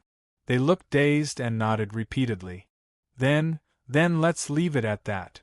Mei Shuyan's expression was one of anger, one of embarrassment and one of joy. She rolled her eyes and suddenly stomped her feet heavily. "You gluttons, come with me. I have something to ask you." A wisp of fragrance floated away with a whoosh. Venerable Mei could feel his face burning. It was too embarrassing. The 6 Beast Kings looked at each other, puzzled. What was going on? But they all had a common understanding in their hearts. Today's beating was for nothing. And it was an injustice. That was 3 levels of injustice. Qian Sun Serpent Queen's face was ashen as she said, "What are you waiting for? Hurry up and go. What are you waiting for? Do you want to get beaten up?" Woo. She suddenly covered her face and sobbed. She didn't get beaten up. Why is she crying? What kind of explanation is this? The 6 Beast Kings were shocked. What the F***ck? What happened today was too unimaginable. A lesson for no reason turned into a beating. Boss actually blushed? What's more, the people who got beaten up didn't even cry, but those who didn't get beaten started to cry. What kind of explanation was this? Mei Shuyan sat at the head of the table. The 7 Beast Kings were divided into 2 rows. They took deep breaths and touched their wounds from time to time. The youngest is still in seclusion? Mei Shuyan frowned. Yes. The 6 Beast Kings replied succinctly. First, tell me how many Xian beasts are above level 9. I want to hear the detailed numbers. Mei Shuyan snorted. The Bear Tribe has 1,764 Xian beasts above level 9. Among them, there are 824 Xian beasts above level 9. There are 640 Xian level 9 Xian beasts above level 9. There are 300 peak level 9 beasts. There are a total of 2,169 cranes above level 9.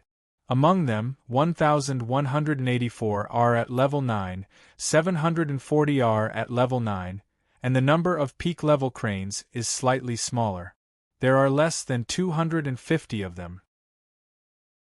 The Crane tribe has 2,169 Xian beasts above level 9.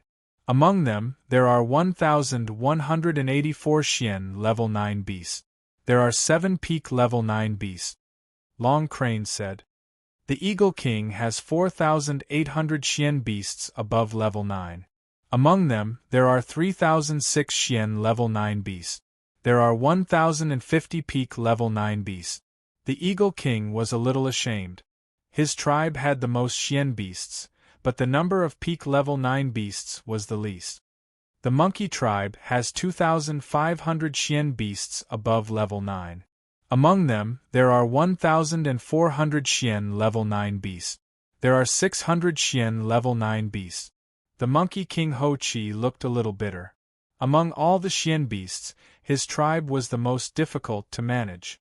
Some time ago, he was injured and fell back a level. Many of his subordinates rebelled and were ready to make trouble. This had dealt a serious blow to his reputation.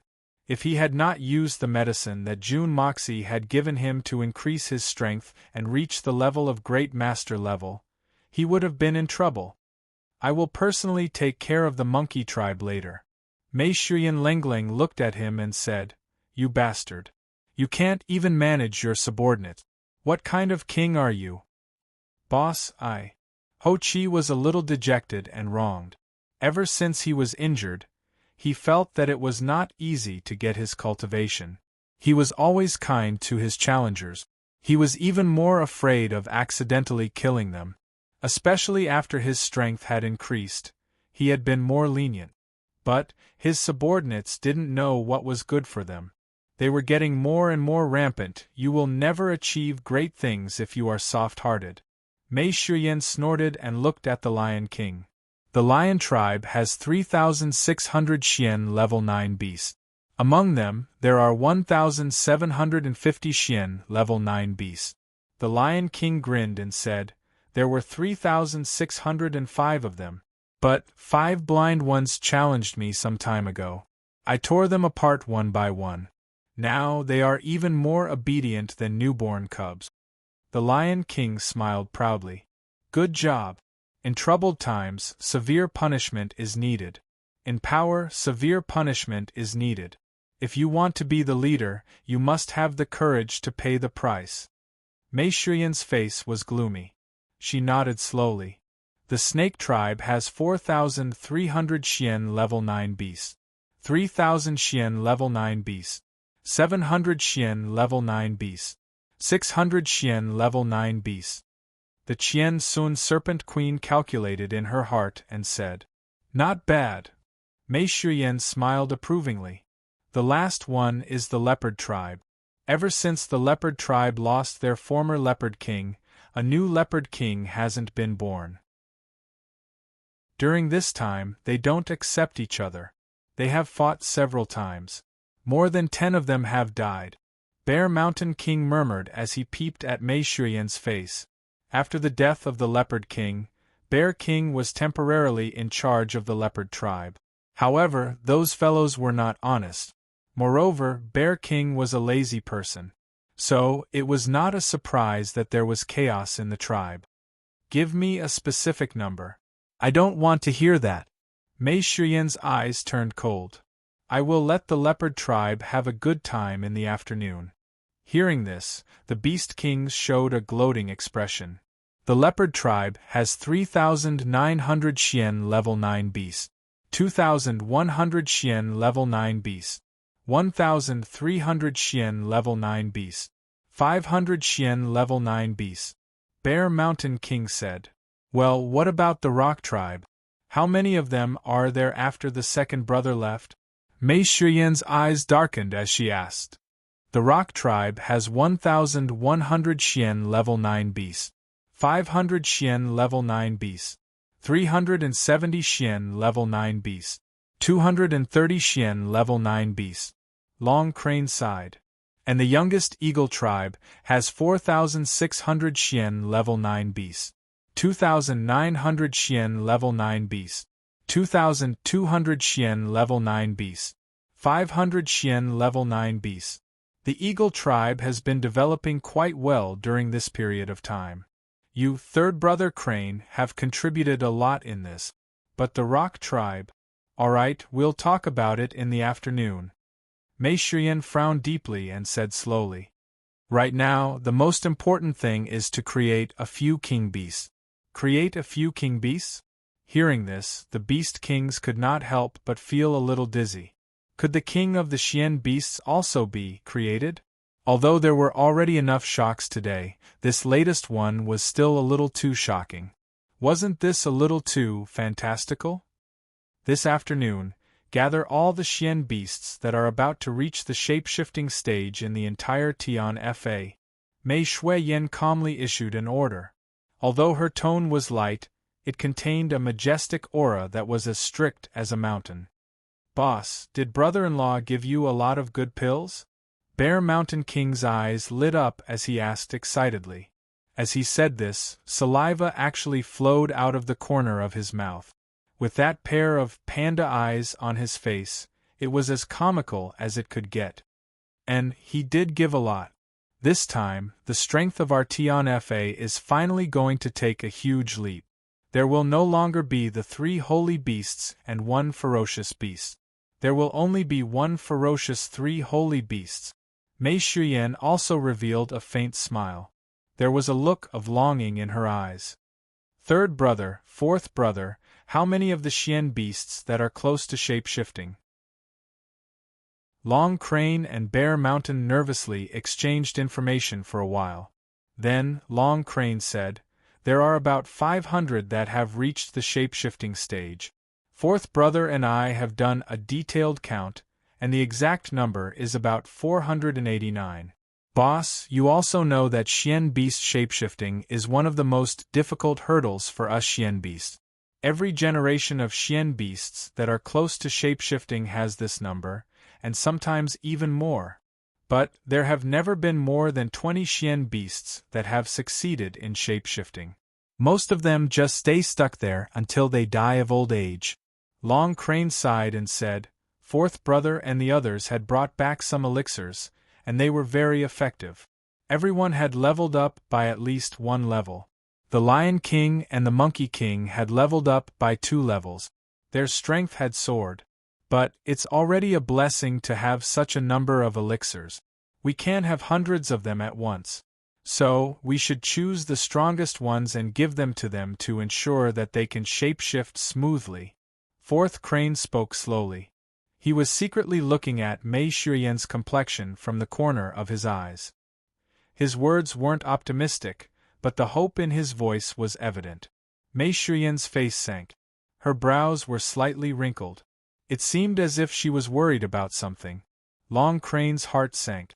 His words were getting more and more meaningless. "I understand what you're saying. There aren't many Xian beasts at the peak of 9th level among the different clans. But there are still thousands of them. So, where are we going to find so many elixirs?" Mei Shuyan said in a serious tone. Everyone sighed in unison.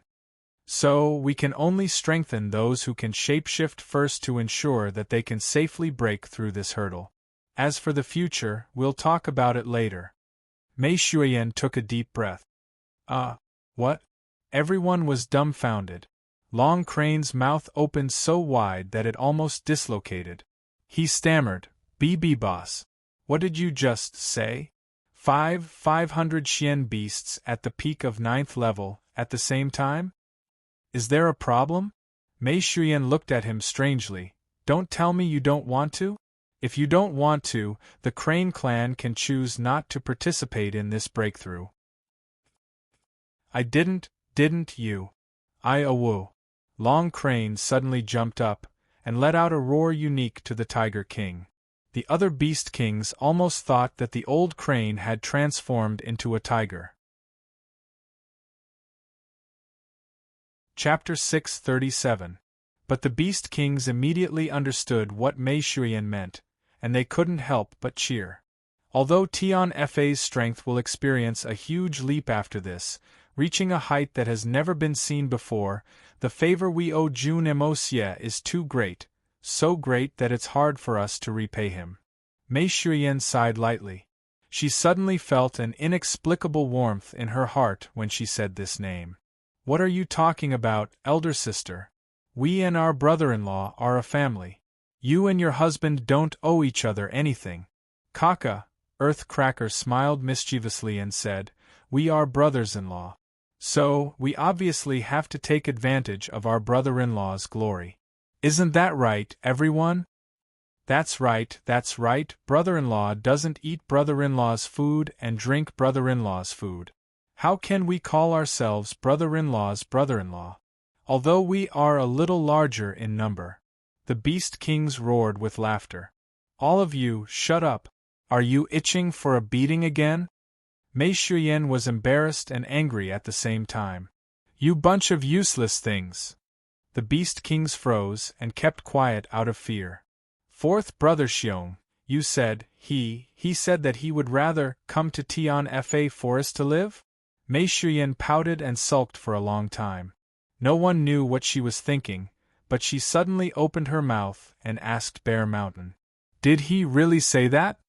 Elder sister, what are you talking about? There's no head or tail, which him?" Bear Mountain scratched his head and asked, as if he really didn't know. "Fourth brother Bear," Mei Shuyan shouted. "Come here, I'll help you loosen your bones. I guarantee that you'll feel comfortable, and you'll understand once you're comfortable. Oh, there's no need to trouble yourself. Aren't you talking about brother-in-law? I understand. Bear Mountain seemed to have come to a sudden realization and said, "Yes, didn't brother-in-law say that at that time? He, this point, old Tiger 9 can testify. Both of us are honest people and won't talk big." Earthcracker hastily nodded. "Yes, I can testify. Big sister, brother-in-law is sincere to you. The two of us are so honest, when have we ever boasted?" All the Beast Kings looked at them in disdain. "You two think you're being honest? You don't know how to boast? Too shameless." The redness on Mei Shuyan's face deepened. She heaved a sigh of relief, and her eyes flickered for a while. Then, she said, "Let's not talk about that. June Moxie is about to send his troops to Blizzard's Silver City. This move, firstly, was to intimidate the world. Secondly, it was for revenge. There were countless mysteries in this. The three Holy Lands would also intervene in this matter. Since our Tian Fa has received so much grace from him, this time, we must do our best to help him achieve this goal. Don't worry, big sister. We will definitely do our best to support brother-in-law's actions, and we will not hesitate to go through fire and water. At that time, our entire Tian Fa forest will be mobilized, and we will directly trample the snowy mountains into plains. F*ck their granny. All the Beast Kings patted their chests and promised solemnly. All of them thumped their chests so loudly that it shook the heavens. Everyone began to call him brother-in-law, but Mei Shuyan did not stop them, nor did she object.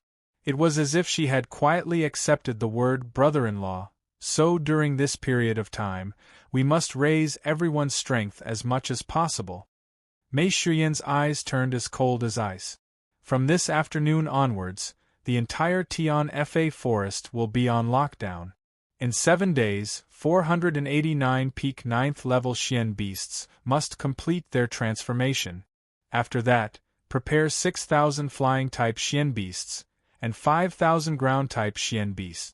Starting from the peak of the king rank, even if the three Holy Lands really turn out in full force, my Tian Fa will fight them head-on. We will kill them with an unprecedented blood red. Mei Shuyan's killing intent soared to the sky, and she issued a strict order. Yes. Crane King, Bear King, and the rest bowed in unison, their faces solemn, and their expressions fervent. After 10,000 years, Tian Fa had finally risen again today. Mei Shuyan stood on top of an ancient tree, looking into the distance. Her expression was calm, but there was a hint of longing in the depths of her eyes. It had only been a few days since they parted, but why was she already so longing for him? She really missed those days in the past, fighting side by side, burning passion in the igloo, whispering sweet nothings. In any case, everything related to him appeared in front of her eyes. Just standing there in a daze, June Moxie's handsome face suddenly appeared in Mei Shuyan's heart, and she also remembered the words June Moxie said before she left. Spring flowers bloom, one sword to break Blizzard's Silver City. Spring flowers bloom, one sword to break Blizzard's Silver City. This was the deadline he set. There were still about 2 months left. That enemy had set the date on the 2nd of February. Time was tight. So Mei Shuyan wanted to build the strongest Xian beast army in this period of time, to coordinate with her lover's magnificent feat of flattening Blizzard's Silver City. And in this period of time, June Moxie had also released this news in Tianxiang City. Once this shocking news was made known to the world, the whole world would be shaken and shocked. Everyone could clearly see that the June family was going to take revenge on Blizzard's Silver City when spring flowers bloom. This rare war was unavoidable. 10 years of loyal souls cannot rest in peace, 3,000 days and nights of blood red, the azure dragon raises its head, the 2nd of February, thousands of troops trample Blizzard's silver city. It was said that June Moxie suddenly wrote this poem after one night of drinking. Then, he smashed a wine cup, and his body reeked of alcohol and murderous intent as he roared, 2nd of February, break Blizzard's silver city.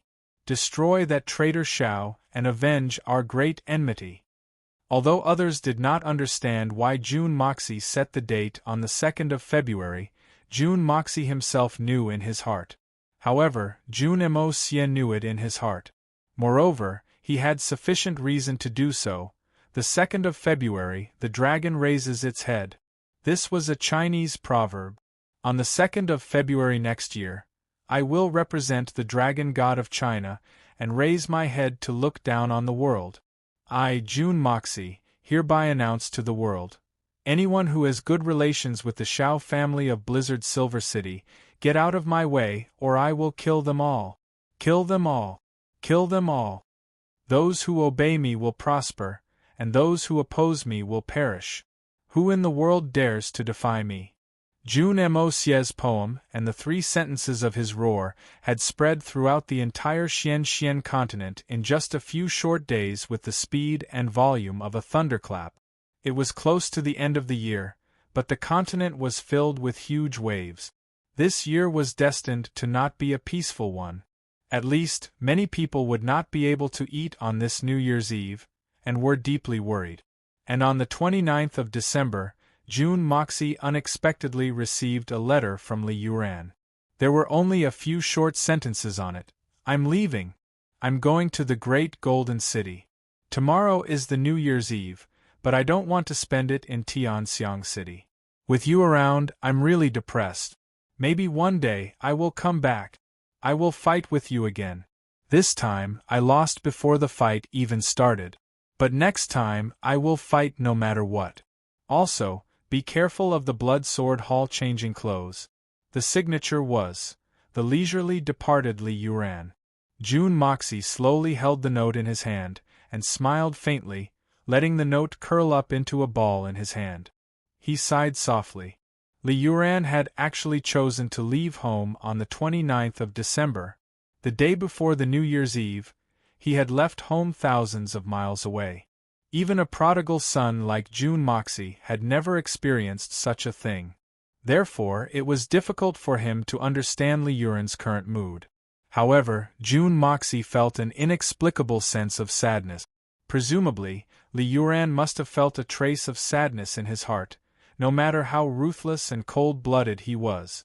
He was born into a wealthy family, and had never had to worry about food or clothing. But he didn't necessarily enjoy many good things in his life. On the contrary, he had seen nothing but cruelty, blood, and the destruction of humanity since he was a child. He had seen nothing but intrigue and power struggles. He may not be better off than me. This pampered young master of a wealthy family has finally chosen to leave. Moreover, he has chosen to leave at such a time of family reunion. June Moxie understood that Li Yuran had used his decisive action to show his determination to stay away from power struggles. At the same time, he had also vaguely revealed a piece of information to him. Be careful of the Blood Sword Hall's change of clothes. Yes, the Blood Sword Hall that had changed its clothes was naturally no longer the Blood Sword Hall. It could be an ordinary citizen, a well-off businessman, a dignified military officer, or even a serving official. Of course, it could also be an imperial bodyguard. But no matter what, this subtle piece of information could be considered as June Moxie owing Li Yuran a favor. Although June Moxie was no longer afraid of any sudden attacks from any forces, Li Yuran's information had pointed him in a direction that June Moxie had previously neglected. Perhaps Li Yuran's purpose in doing this was to make a final effort for his family. In fact, it could even be said that he was fighting for his family's future. He had quietly made June Moxie owe him a favor twice. Then, the leader of the Li family's younger generation had quietly left. Now, the Li family had become a toothless, decadent tiger. There was no longer any threat to them. Therefore, Li Yuran had clearly laid out this fact, hoping that June Moxie would give the Li family a way out. This was Li Yuran's true intention. Although he was cold-blooded, although he only cared about profit and would do anything to achieve his goals, there was still a trace of warmth in his heart, a trace of kinship. June Moxie let out a long sigh and shook his head. He did not say anything. With a wave of his hand, the piece of paper turned into fragments and floated away with the wind. With a whoosh, the fragments disappeared without a trace. Sounds of laughter could be heard coming from the hall of the inner courtyard. All the members of the June family had gathered together. Grandpa June was greatly comforted. Dongfang Wenxin, June Moxie, June Wui, and Guan Qinghan were sitting around. Beside them, Dugu Xiaoyi was also there, refusing to go back no matter what. The little girl's thoughts were very simple. I have to watch over it. What if I don't get my share? Therefore, the little girl had made up her mind. Tomorrow, she would go home to celebrate the New Year's Eve. Once it was past midnight, which was the first day of the new year, she would come back to watch over it. This time, the cooked duck must not be allowed to fly away no matter what. It's already midnight. Everyone, please search through your box of monthly votes and see if there are any leftovers. Or you can click on the monthly votes page. Who knows, you might get a surprise. Wow! I still have a waha. Chapter 638. However, she was not the only one who had latched onto the June family. The true master of the Dugu family, Dugu Zongheng, had also latched onto the June family. It was fine if Dugu Xiaoyi did not leave, but he, the dignified head of the Dugu family, did not return home to take charge of the overall situation, but instead stayed at the June family's residence. However, Dugu Zongheng argued, I won't go home even if you beat me to death. All the younger ones at home come home during the new year, and the 3 sons and 7 grandsons are like a litter of pigs. Other than being angry, there is nothing else to do at home. Dugu Zongheng is enough. This matter was immediately confirmed. When Dugu Zongheng came to invite Dugu Zongheng home, his nose was bruised and his face was swollen. Dugu Zongheng scolded him and beat him with a stick. It turned out that Dugu Zongheng's 2 younger brothers had returned home. Dugu Zongheng, who had suffered at the hands of Dugu Zongheng for a year, naturally wanted to complain and show off his authority as the eldest brother. Then, they discussed who would stay behind for the next year. At first, the 2 of them listened to their eldest brother's instructions with their heads bowed, but in the end, no one was willing to stay at home. Dugu Zongheng was naturally unhappy. Damn it, you guys are hiding far away, happy to be idle, but what about me? Do I have to endure it alone? Do I have to be abused as the eldest brother? So, he began to sternly reprimand them, trying to persuade them with emotion and reason. However, the 2 brothers were unmoved and could only shake their heads. Helpless, Dugu Zongheng flew into a rage out of humiliation and simply used force to threaten them. The 2 brothers did not want to be outdone. This was related to their lives for the next year. The 2 little ones had a tacit understanding and joined hands to beat up the older one. When the 3 brothers fought, the 7 younger ones outside, although they usually had a good relationship, naturally had to help their respective fathers. Therefore, they also began to argue for what was right. In the end, they also used their fists to do the talking. The 7 brothers directly fought into a ball. Only when the old mistress came out and gave them a good beating with her dragon-headed walking stick did they finally settle down. However, the old mistress was so tired that she was panting. More importantly, she was so angry that she sent someone to invite the old master back to take charge. The family looked left and right, looking as if they had just come out of a battlefield. The only one who could come out was the eldest brother, Dugu Zongheng. Besides, the June family was Dugu Zongheng's in-laws, so who else could come if not him? But when Dugu Zongheng came, Dugu Zongheng immediately became furious. Look at the June family, And then look at my own son, who came with a bloody nose and a swollen face on the 29th day of the new year. Isn't this clearly undermining me? Without saying a word, he picked up his cane, and from the looks of it, it seemed like he was going to break Dugu Zongheng's leg. Dugu Zongheng's old wounds had not yet healed, and now he had a new one. He stood in the house of his future son-in-law, and before he could even catch his breath, he had already fled. Even after he had left for a long time, Dugu Zongheng was still angry, and was muttering to himself, family's misfortune, unfilial son, and so on. Dugu Xiaoyi comforted him softly, and simply leaned on her grandfather, acting like a spoiled child to amuse him. After a long time, the old man's expression finally became better. Mu Shuetong was also present, and was chatting with Jun Wui with a smile on his face. Mu Shuetong and Han Yenmeng looked as if a heavy burden had been lifted from their shoulders ever since Jun Moxie had made that world-shaking announcement. They were still somewhat concerned about the Blizzard Silver City, but they also knew that nothing would happen to the Blizzard Silver City from the moment Jun Moxie had made that announcement. After all, even if the Xiao family was stupid, they wouldn't rashly start an internal strife at such a critical juncture, which would greatly weaken the Blizzard Silver City's strength. In fact, the Xiao family might even think of using the Han family as cannon fodder to exhaust the Jun family's strength as much as possible. However, when Han Yenmeng entered the hall, Jun Moxie, who had been hiding from her the entire time, took the initiative to greet her. His attitude was exceptionally warm. "Ah, isn't this Miss Han? I haven't seen you for a few days, and you've become more and more beautiful. TSK, I wonder when Miss Han will tie my little wife to my bed? I've been looking forward to it every day.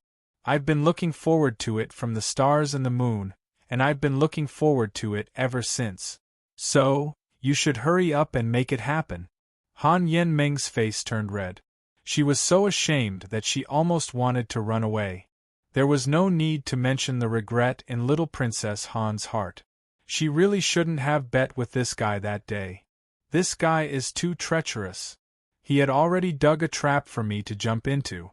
But I was so stupid that I thought that I had succeeded. And I had even jumped into the trap with a triumphant attitude. Then I found out that I had unknowingly lost myself to him, and had become his little wife. And she had even taken an oath. And the most terrible thing was that she had taken an oath with the highest honor of the Blizzard Silver City. And she even had to tie herself up and send her to his bed. This is really embarrassing. Little Princess Han Yenmeng was at a loss. Her lips were trembling, her head was lowered, and her face was red. She didn't dare to look at anyone, and didn't have the slightest trace of her usual arrogance and craftiness. As her future brother-in-law, Jun Wui felt a little distressed, and hurriedly called out to her. The little girl sat down awkwardly. She lowered her head and sat for a while. After making sure that there was nothing wrong, she mustered up the courage to raise her head. Her pretty face was as red as a monkey's butt.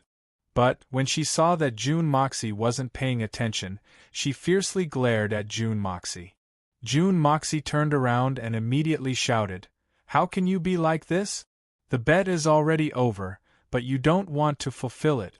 You're willing to bet, but you don't want to admit defeat. And you still dare to glare at me. Quick, where's my little wife? I want her tonight. Hurry up and tie her up for me. Humph, don't forget your oath." I'm not glaring at you." The little girl's eyes were filled with tears, and she hurriedly tried to explain. "I don't care. In any case, I want my little wife tonight. You have to do it anyway. You promised me at the beginning."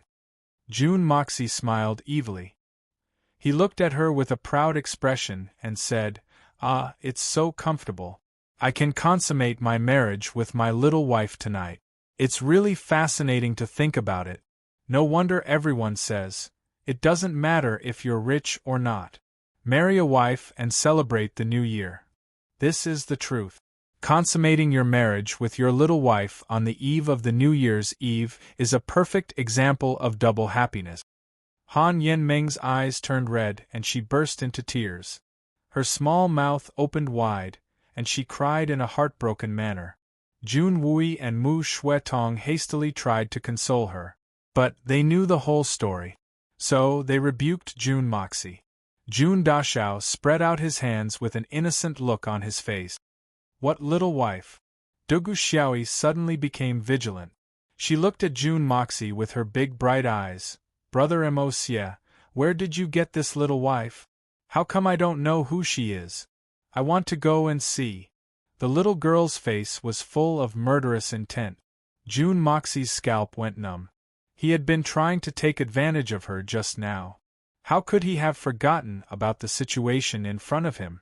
Then, he turned around and saw that Guan Qinghan was also listening attentively. His mother, Dongfang Wenxian, was also very concerned and had come over. Heavens, I was only saying that. Young Master Jun felt as if he had lifted a rock and smashed it on his own feet.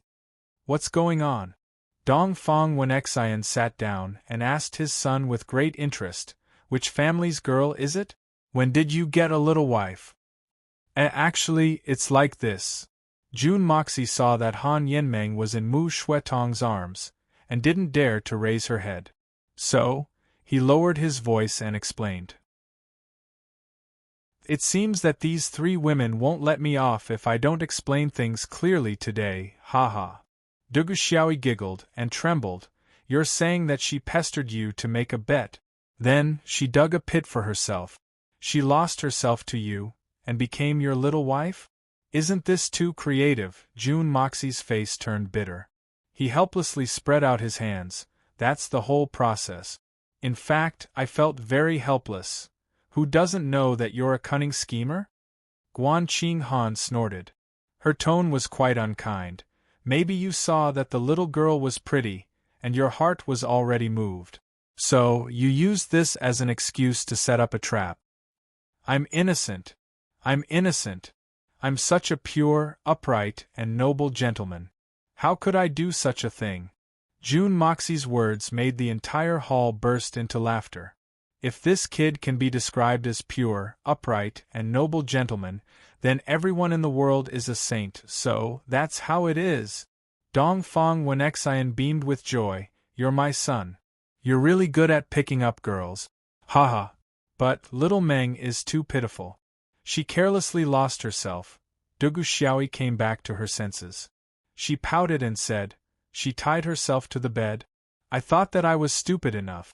But I didn't expect that this little girl is even more stupid than me. Today I've learned something new. Everyone looked at her with a look that said, you finally know that you're stupid. Then, the hall roared with laughter. But, this girl is the same age as Han Yenmeng. How dare she call Han Yenmeng a little girl? Amidst the laughter, Dongfang Wenxian simply pulled Han Yenmeng into her arms and comforted her softly. Then, she suddenly said, actually, little Meng, when you send your concubine over, just tie her up lightly. Don't tie her up too hard, or it will hurt. She's my daughter-in-law. I'll feel sorry for her. Do you hear me? Don't be so careless. Han Yenmeng opened her eyes wide. She didn't expect Jun Moxie's mother to see this matter as well. She couldn't help but feel unhappy. She twisted her buttocks in Dongfang Wenxian's arms and said, I don't care. Sister-in-law, you're also bullying me. You have to stand up for me. Don't let your son bully the elders anymore. Why are you still calling me sister-in-law? Dongfang Wenxian frowned and pretended to be annoyed. You've already become my son's concubine. You can't call me sister-in-law anymore. Don't act like an elder anymore. Han Yenmeng became even more embarrassed. She rubbed her head in Dongfang Wenxian's arms and refused to raise her head. Jun Mo Xie was also dumbfounded. What's wrong? Why does Mom seem to take it seriously? I'm going to faint. How can it be like this? At this moment, Dugu Xiaoi also hugged Dongfang Wenxian's shoulders and announced loudly, Auntie, I'm your legitimate daughter-in-law. I've been waiting for so many years. You can't break us up. And Sister Qinghan, she's the real deal. What's done is done. The others have to wait. Everyone was sweating profusely. This little girl's valiance really made people gasp in amazement. Chapter 639. Dongfang Wenxian laughed heartily and pulled Guan Qing Han into his arms. With a face full of smiles he said, "It's all the same, all the same. Ha ha ha, this time I can only wait to hold my grandson, ha ha." In June Moxie's small courtyard, Yi Guhan sat alone on a stone bench, humming an unknown sad song. His expression was deep and lonely, but his eyes were burning with passion as he looked at the stone table in front of him. There were words written on it. At the moment of family reunion, Yi Guhan sat alone, using a knife in his left hand to carve a name on the stone table in front of him. Xiao xiao, xiao xiao, xiao xiao, the fragrance of wine filled the air from all directions. Yi Guhan smiled miserably, threw away the knife, grabbed the jar of wine at his feet, raised it, and poured it into his mouth. His Adam's apple moved up and down as he swallowed, but his eyes were still fixed on the name on the stone table. Finally, the wine was finished, and he was drunk. Yi Guhan gently pressed his cheek against the stone table. He pressed his cheek against the ice-cold handwriting and silently roared, "Xiao xiao." A stream of tears flowed out silently, dripping onto the stone table, right where the name Xiao xiao was carved, slowly condensing into a piece of ice. In comparison, although the Jun family was the one who made the announcement, they were also the one who completely stirred up the world. It could be said that they were the initiators. A single announcement from Jun Moxie had instantly thrown the world into chaos, making the already complicated world even more chaotic. But the Jun family, the initiator of all this, was probably the most relaxed one. At least, the other families were in a state of unease. In the imperial palace, His Majesty, the Emperor, was facing a table of extremely luxurious food and wine. His brows were tightly knitted, and he did not even have the mood to lift his chopsticks to try the food. The rise of the Jun family was unstoppable. In fact, it was progressing at a rapid pace. Back in Tianxiang City, they were just an ordinary aristocratic family. So what if they had the reputation of one family, 4 military gods, 3 generations and 6 marshals? They were just officials. It was just an empty title. But now they actually dared to say in front of the entire world, "Those who follow me will prosper, and those who oppose me will perish." This was undoubtedly the most naked provocation to the imperial family. If he didn't have enough confidence, how would he dare to make such an unbridled threat to the entire world? The Emperor of Tianxiang didn't want to admit it, but he had no choice but to admit that the Jun family wasn't something that the Emperor could control anymore. In fact, the current imperial power had to rely on the Jun family. Last time, the second prince had been scared to the point of incontinence at the gates of Tianxiang City. Jun Moxie hadn't done anything to hide it, and had directly led the 2 troublemakers back to the Jun family. Afterwards, he hadn't even given an explanation, as if nothing had happened. His Royal Highness was injured by a guest of the Jun family, but the Jun family didn't even give an explanation. It was as if such a thing had never happened before, and it went against the rules of the Emperor and his subjects. But the imperial family actually just let it go and let it go, just like that. In fact, even if the imperial family didn't want to let it go, and wanted to pursue the matter, what could they do? Even if they forcefully pursued the matter, the result would only be worse. Who in the world didn't know that the Jun family's 3rd young master, Jun Moxie, wasn't a reasonable person? He dared to kill a living person in broad daylight. Who didn't know that the Jun family's strength had reached an unimaginable level? Even the great masters, and those above the great master level, had to come and go alive. Today, the Jun family was second to none in the world.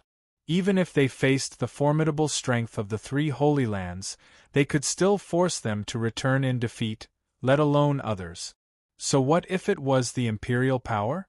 The imperial power, which was supreme in the eyes of ordinary people, was no longer in the eyes of the Jun family. Thinking of this, the emperor closed his eyes sadly, raised his neck, and gulped down a full cup of wine, choking and coughing. This originally sweet wine was so bitter when it entered his mouth, and it was difficult to swallow. Originally, any country would be happy and fortunate to have a super family like the Jun family emerge in it, because, with such a colossus overseeing it, they could intimidate everyone for at least a few hundred years. Although such a family wouldn't directly participate in invasions, they wouldn't allow enemies to invade their country. Such a family was a powerful protective talisman for a country. But now, for the Emperor of Tianxiang, this protective talisman had become a fatal poison. It was the most lethal and life-threatening poison. Jun Wu Huia, isn't this all for you? A face appeared in front of the Emperor's eyes, dignified with wisdom, and calm yet sharp eyes. There was generosity and benevolence in his decisiveness to kill, and there was indifference and confidence in his disdain.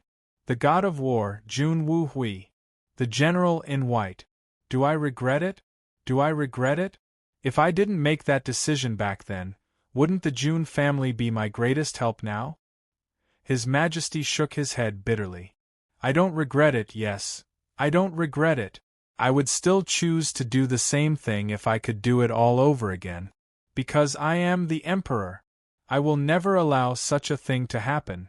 Since the Emperor has no regrets, I also have no regrets. It's just that fate makes fools of people. Winner takes all. This is nothing more than that. His Majesty swallowed that mouthful of wine with difficulty, as if he had drunk all the flavors of life. I don't regret it. It's useless to regret it. Jun Moxie, I want to see how long you can endure. Thinking of Jun Mo Xie, His Majesty the Emperor thought of the last effort he had put in. That day, after the banquet where Jun Wui had adopted Guan Qing Han as his daughter, the Emperor had a long talk with Jun Zhantian. Recalling that long talk, the Emperor's lips curled into a bitter smile. Brother Jun, you and I haven't had such a good drink for a few years. It seems that your tolerance for alcohol hasn't decreased at all. In fact, it's even better than before. His Majesty still used the title they used when they were conquering the world together, but it seemed like he hadn't used it for a long time. Your Majesty is too kind. This old man is already old and no longer the same as before, haha. When Jun Zhantian spoke, His Majesty could clearly hear it. Jun Zhantian called himself old man, but not old subject. This clearly showed the choice in Jun Zhantian's heart. Brother Jun, what are you talking about? You are indeed old but vigorous. His Majesty pretended not to hear it, and spoke of the purpose of this banquet under the cover of his drunkenness. Brother Jun, half a year ago you mentioned to me about the marriage of 2 children. Haha, today, I will ask again shamelessly, is it possible for Raimu and Mo Xie? Haha, regarding the marriage, this old man can't make the decision for Mo Xie now. Let's not talk about the distant matters, let's talk about Qing Han. In order to save that bastard, she made such a big sacrifice. How can our Jun family let her down? Also, there is the apple of the Dugu family's eye sigh, it has caused a huge uproar. How could Mo Xie be a match for Princess Ling Meng, a woman of heaven's pride? Grandpa Jun politely declined. Although his tone was tactful, there was no leeway for him to change his mind. Miss Qing Han has sacrificed a lot for Mo Xie. She is indeed a woman of great wisdom and courage. Naturally, she is a good match for Mo Xie. She should be the first choice for the first wife. Naturally, I will not separate them. I believe that Raimu will not mind. If Mo Xie is willing to treat her as a co-wife. His Majesty hadn't finished his probing speech when he was interrupted by Grandpa Jun. How can a dignified princess be a co-wife? How is this any different from being a concubine? Where would the face of the royal family go? Grandpa Jun spoke in a righteous and resolute manner. He even said that he was thinking for the sake of the royal family. Speaking of which, it was really ironic. Every dog has its day. Only half a year had passed. Half a year ago, Jun Zhantian had put down his pride and asked the emperor to marry off his daughter in order to preserve the last of the Jun family's bloodline. At that time, he had been mercilessly rejected. At that time, even he could imagine how embarrassed and desperate Jun Zhantian must have been. But just half a year later, it was his turn to taste this kind of embarrassment and despair. The subject of the conversation was still Jun Moxie and Princess Raimu. It was still about their marriage. But this time, Jun Zhantian was just like himself. He refused without any room for negotiation. The two people who were talking did not change. The content did not change either. The only difference was that the content was changed one by one. The original rejecter had become the one being rejected. The original requester had become the one being requested. Sure enough, every dog has its day. But how could it take 10 years? In just half a year, the world had been turned upside down. That night, His Majesty the Emperor had lost all hope. From Jun Zhantian's expression, he already knew the result. The only thing he didn't know was how Jun Moxie would deal with him. But that was no longer important. It didn't matter anymore. In the palace, in another direction, the Empress and Princess Raimu sat facing each other without saying a word. New Year's Eve was supposed to be a night of reunion, but the Emperor and the Empress rejected the proposal at the same time. Both chambers were cold and cheerless, and there was a deathly stillness. During this period of time, Princess Ling Meng had become thinner day by day. Her eyes had become bigger, but her originally healthy and rosy face had now become dry and bloodless. She had become so thin that she looked like she was out of shape. Meng don't torture yourself too much. There is no reason for the younger generation to bear the burden of the previous generation's affairs. The Empress's voice was particularly heavy. She patiently comforted her daughter. Relax, I will take care of everything for you. Princess Raimu shook her head slowly. Her eyes were listless as she looked at the flickering candlelight on the table. 2 drops of tears flowed down slowly. Mother, I don't want to bear this burden. I just feel bad. Bad? Why would you feel bad?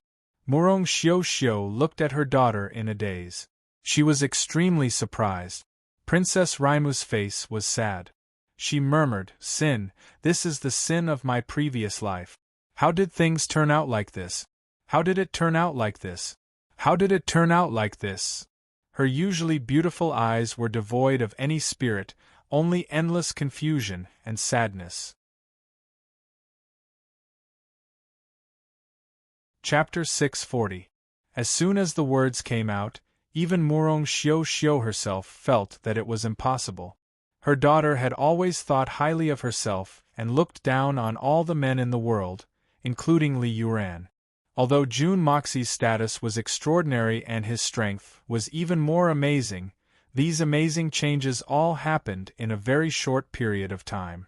Before that, Jun Moxie was just a complete debauchee. How could he enter her daughter's eyes?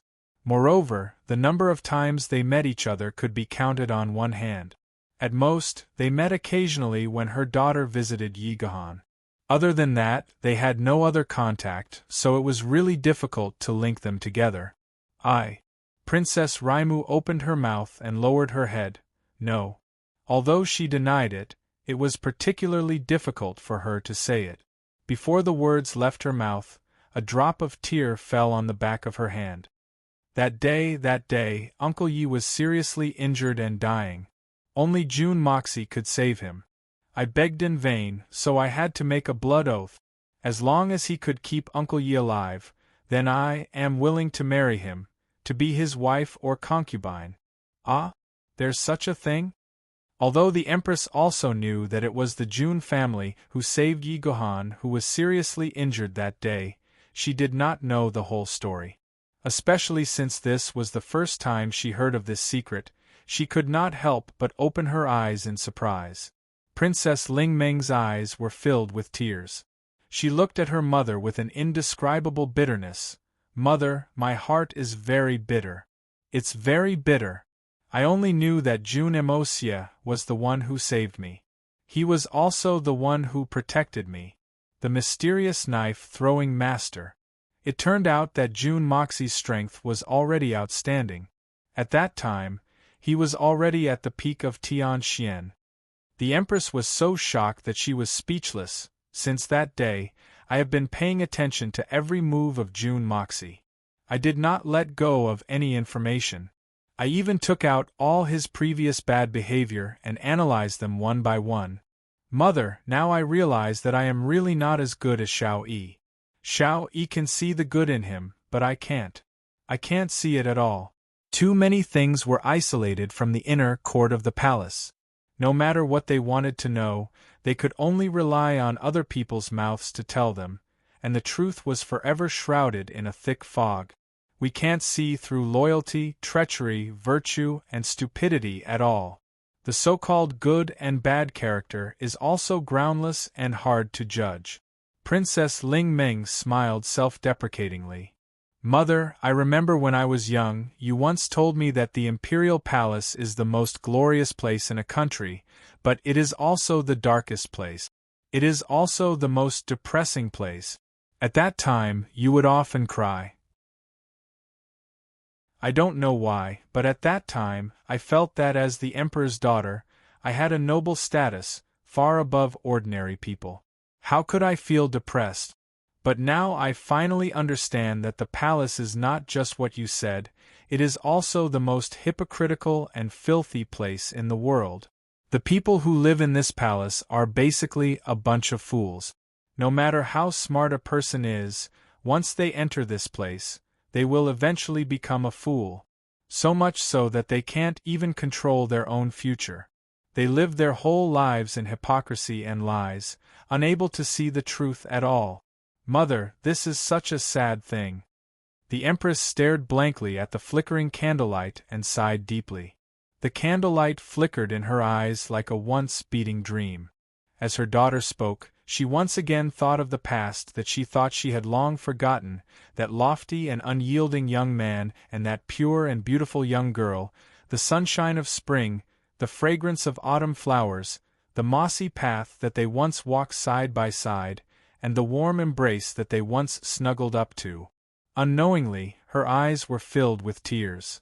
After a long time, she muttered in a mocking and disdainful tone, "Royal family? Glory? Dark, hypocritical, filthy, hee-hee." Murong Xiu's voice was abnormally distant and deep, as if she was talking in a dream. "Mother? Are you all right?" Princess Lingmeng was startled by her mother's sudden outburst. She could not help but raise her teary eyes in panic and look at her mother in confusion. I'm fine. I'm just feeling a little emotional." The Empress smiled slightly and used the palest and weakest words to comfort her daughter. She was a bit distracted and after a moment, she lowered her head slightly. Using the shadow of the lamp, her tears slid down. She said quietly, "Continue." "Mohu is listening." "Yes, Mother. Take this Jun Moxie for example. Everyone only saw the surface of his debauchee behavior. They all said that this person is hopeless and that the Jun family is finished.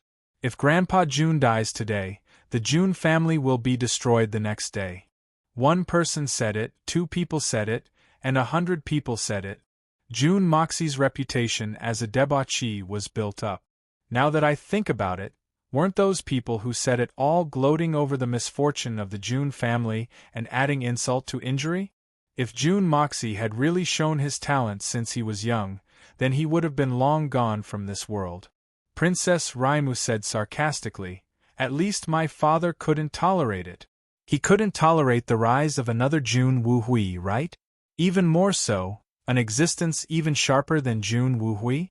And he couldn't tolerate such a person coming to seek revenge." Using a tone that was beyond her age, she said in a low voice, "I finally know why Jun Emosia was willing to sacrifice his own feathers. Now that I know what happened in the past, I can imagine how much suffering Jun Emosia had to endure all these years. I'm about the same age as him, but the difference between our experiences is like the difference between the heavens and the earth. In the past, I thought that I was extremely intelligent and talented, but I was nothing compared to June Moxie. The difference was like heaven and earth. In fact, there was no point in comparing them. My childish thinking in the past was not only ridiculous, but it was also very sad. Now, his wings are fully fledged, and he has risen in one fell swoop. He doesn't need to hide anymore. In just a short span of half a year, the June family has become a super aristocratic family that no one can shake. The bad habits from before have also disappeared. June Moxie's name is like a spring thunder, and it shakes the world. The sad thing is that we only understand it now. And the world has only understood it now. But it's already too late. The expression on Princess Raimu's face became more and more sad. But there was also some pride on her face. In fact, it's not surprising. Because he doesn't need to endure it anymore. And he doesn't need to pretend anymore. June Moxie is a man, a real man. Mother, I even feel that June Moxie is not inferior to his father, June Wu Hui. What's there to say? You've already fallen in love with him. Otherwise, why would you speak in such a tone? The Empress sighed deeply.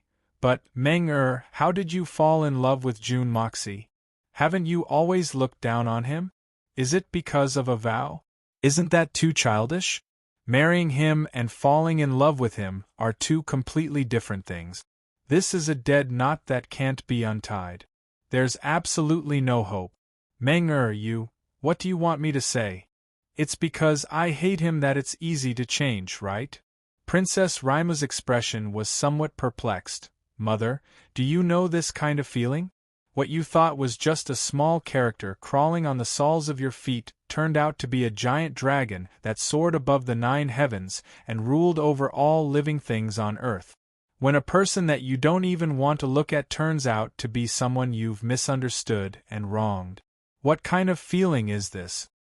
She smiled sadly and said, Ever since I knew that I've misjudged him, I've been collecting all the information about him.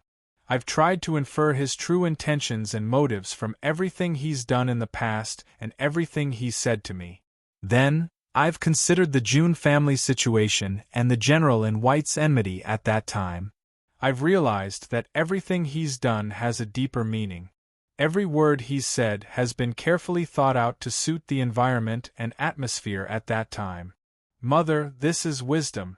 June Moxie is fully deserving of being a real man. A real man.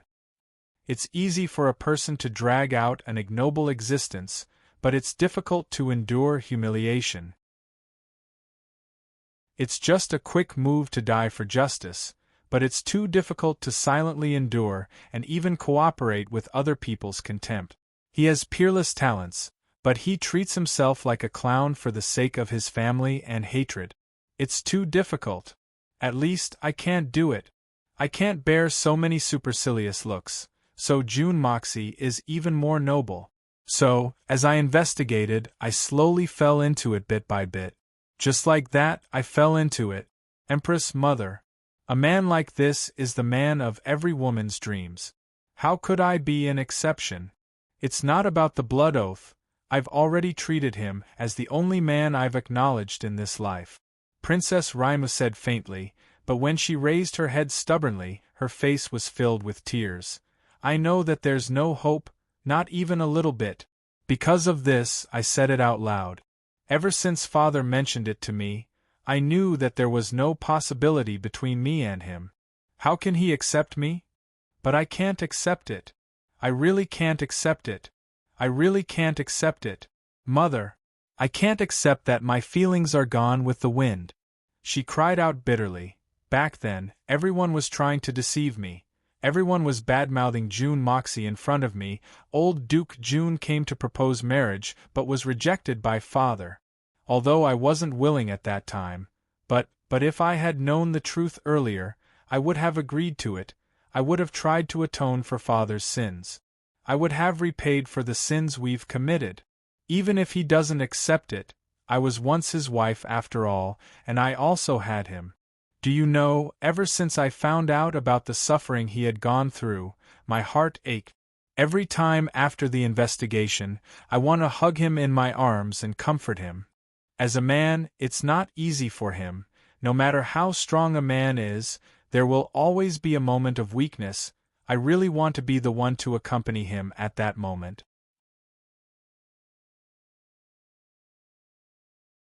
Chapter 641. Sigh. The Empress sighed deeply and looked at her daughter. Suddenly, a heartfelt sense of powerlessness welled up in her heart. Do we have the same fate as mother and daughter? Or is Meng even more unfortunate than me? I still have Ah Han's attachment. At least I have loved him, but Meng has unrequited love from beginning to end. It's so pitiful. Murong Xiao quietly pondered for a long time. She slowly stood up and looked at her daughter lovingly. She paced back and forth a few times. Suddenly, an indescribable fierceness and madness burst out in her eyes. From the side, the gentle and beautiful face of the Empress, the dignified and dignified face of the Empress, seemed a bit ferocious at this moment. My life has long been ruined, completely ruined in the hands of that man. Do I have to watch my own daughter's life also be ruined in his hands? She is my only daughter, and also the source of all my blood and sweat. She thought silently, and the look in her eyes became more and more tragic and crazy. I have to work hard for my daughter. Even if I can't succeed, at least I have done my best as a mother. She was so excited that she gasped violently. This gasp sounded as if she was tearing her throat. It was so hysterical. Mother. Princess Raimu looked up worriedly. It's okay. It's really okay. The Empress lowered her head, as if she didn't dare to let her daughter see the fire in her eyes. She just slowly waved her hand and said, Don't think about it anymore. It's getting late. Go back and rest.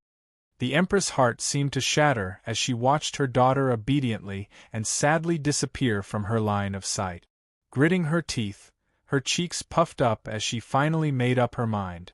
She stood up and refused to be served by the palace maids. She put on a coat and suddenly said coldly, Call for a sedan chair.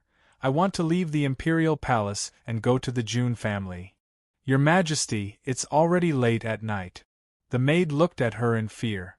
Didn't you hear what I said? The Empress glared and said loudly. This was the first time she had spoken in such a harsh tone since she entered the palace. Yes, this servant will go. The palace maid was so scared that she almost collapsed to the ground and hurried out. The Empress laughed self-mockingly. Hearing the footsteps outside, she suddenly tightened her collar and walked out without hesitation. When she walked out of the palace gate, a black shadow flashed out from the darkness like a phantom and followed her step by step like a shadow. Agio, where are the new guards on duty now?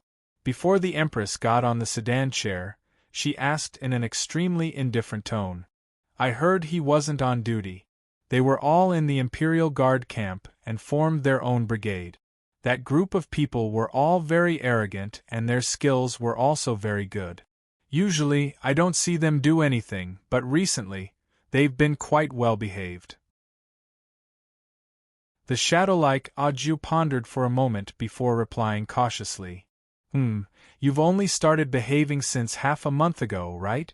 The Empress asked indifferently with a hint of mockery in her eyes. Half a month ago was the time when June Moxie had returned to Tianxiang City.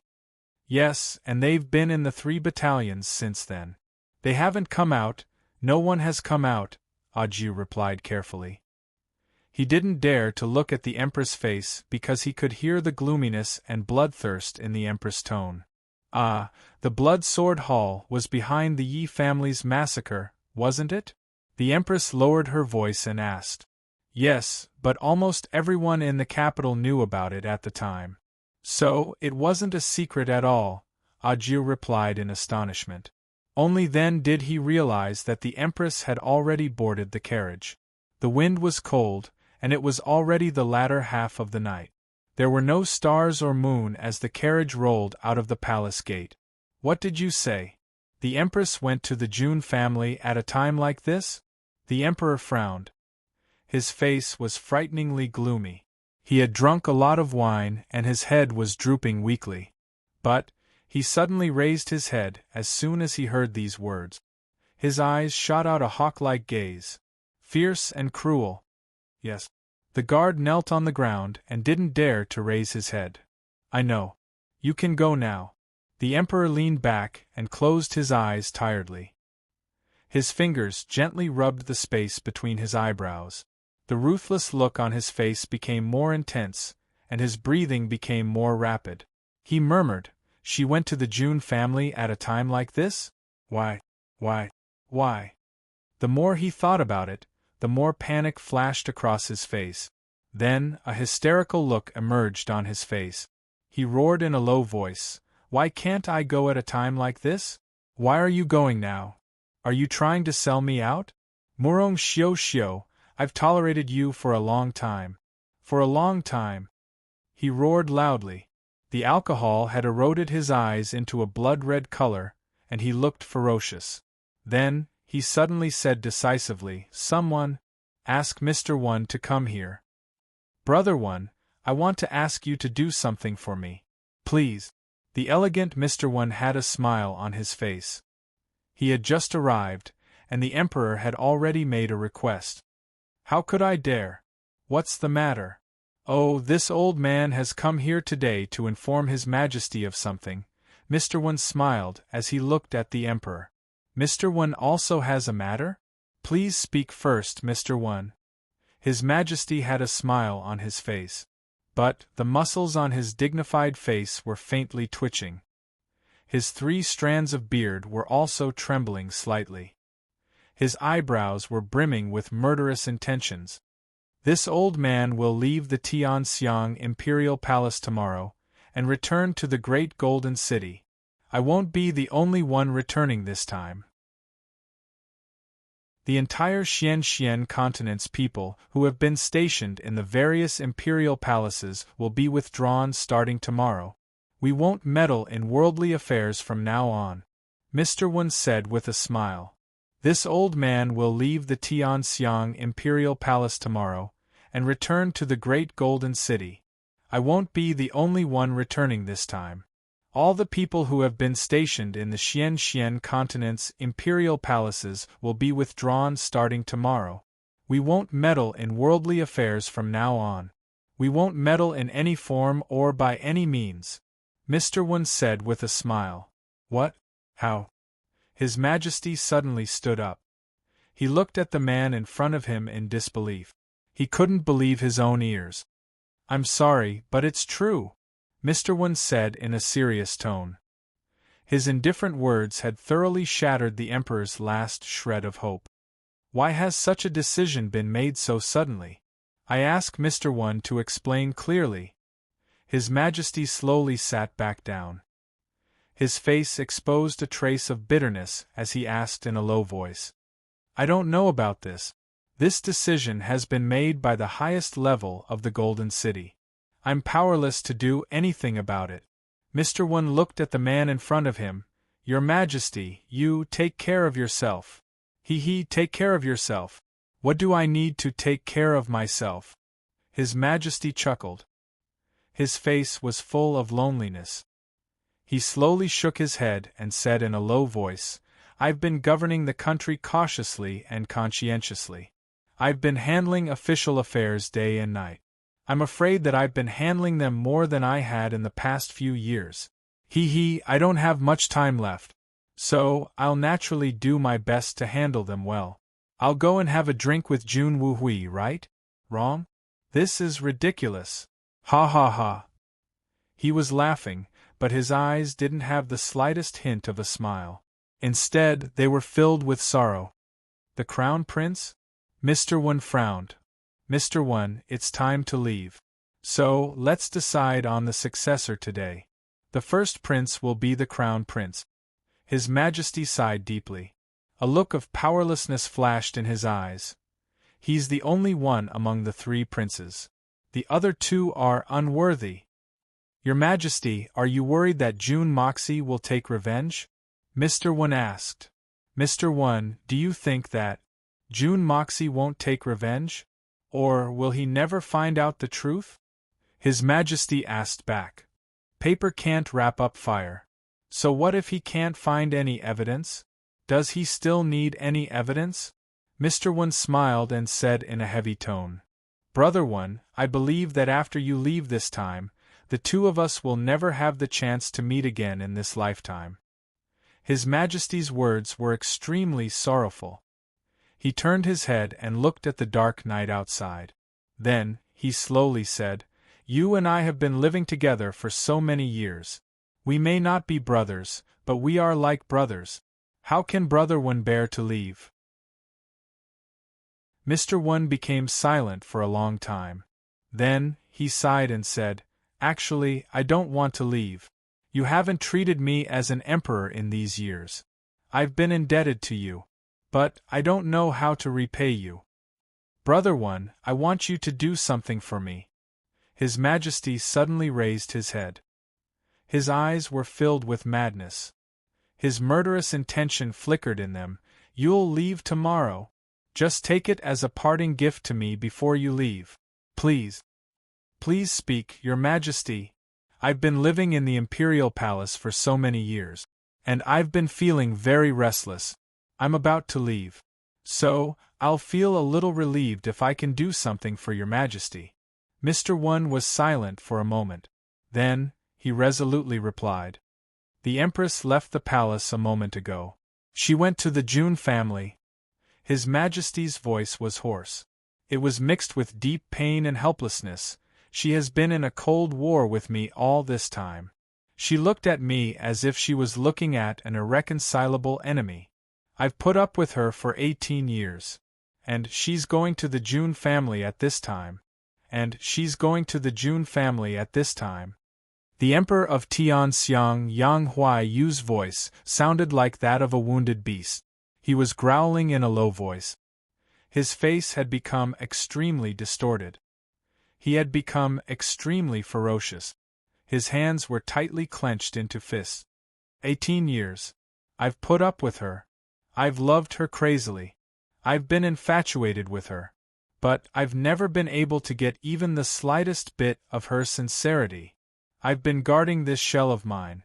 But I've never been able to get anything more. From the beginning to the end, I, the ruler of a nation, can't even compare to that traitorous bastard Yi Gu Han. His Majesty made threatening gestures as he roared. He suddenly grabbed the wine cup. But it was already empty.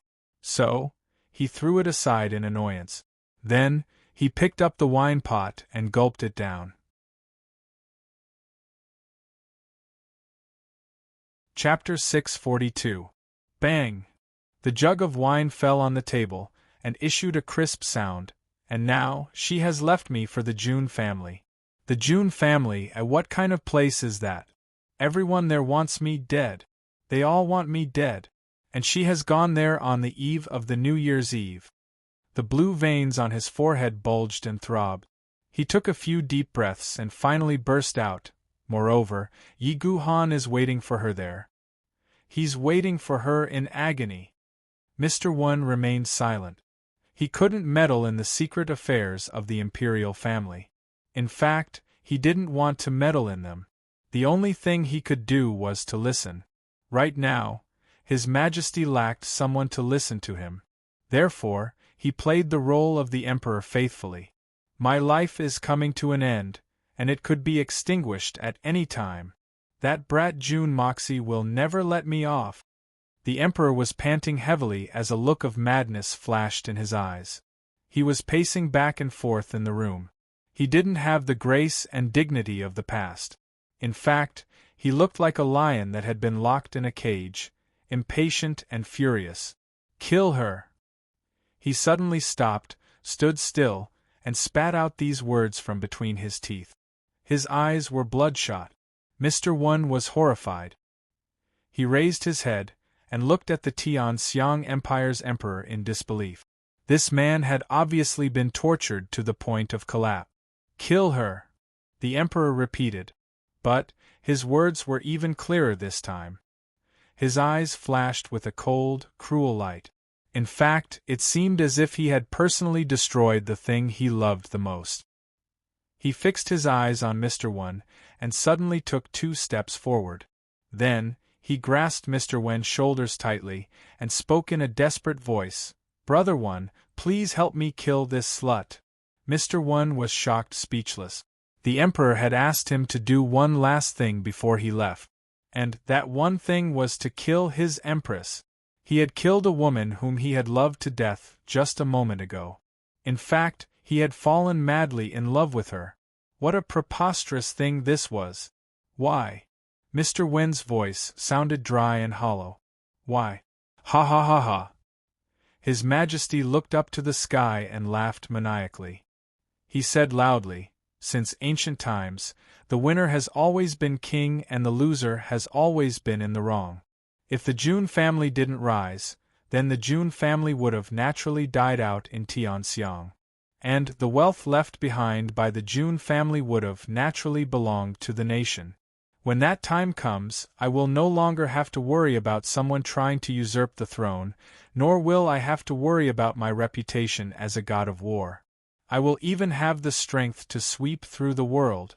With my great talent and bold vision, it is only a matter of time before I destroy Yu Tang and devour Xintian. But the heavens are making fools of me.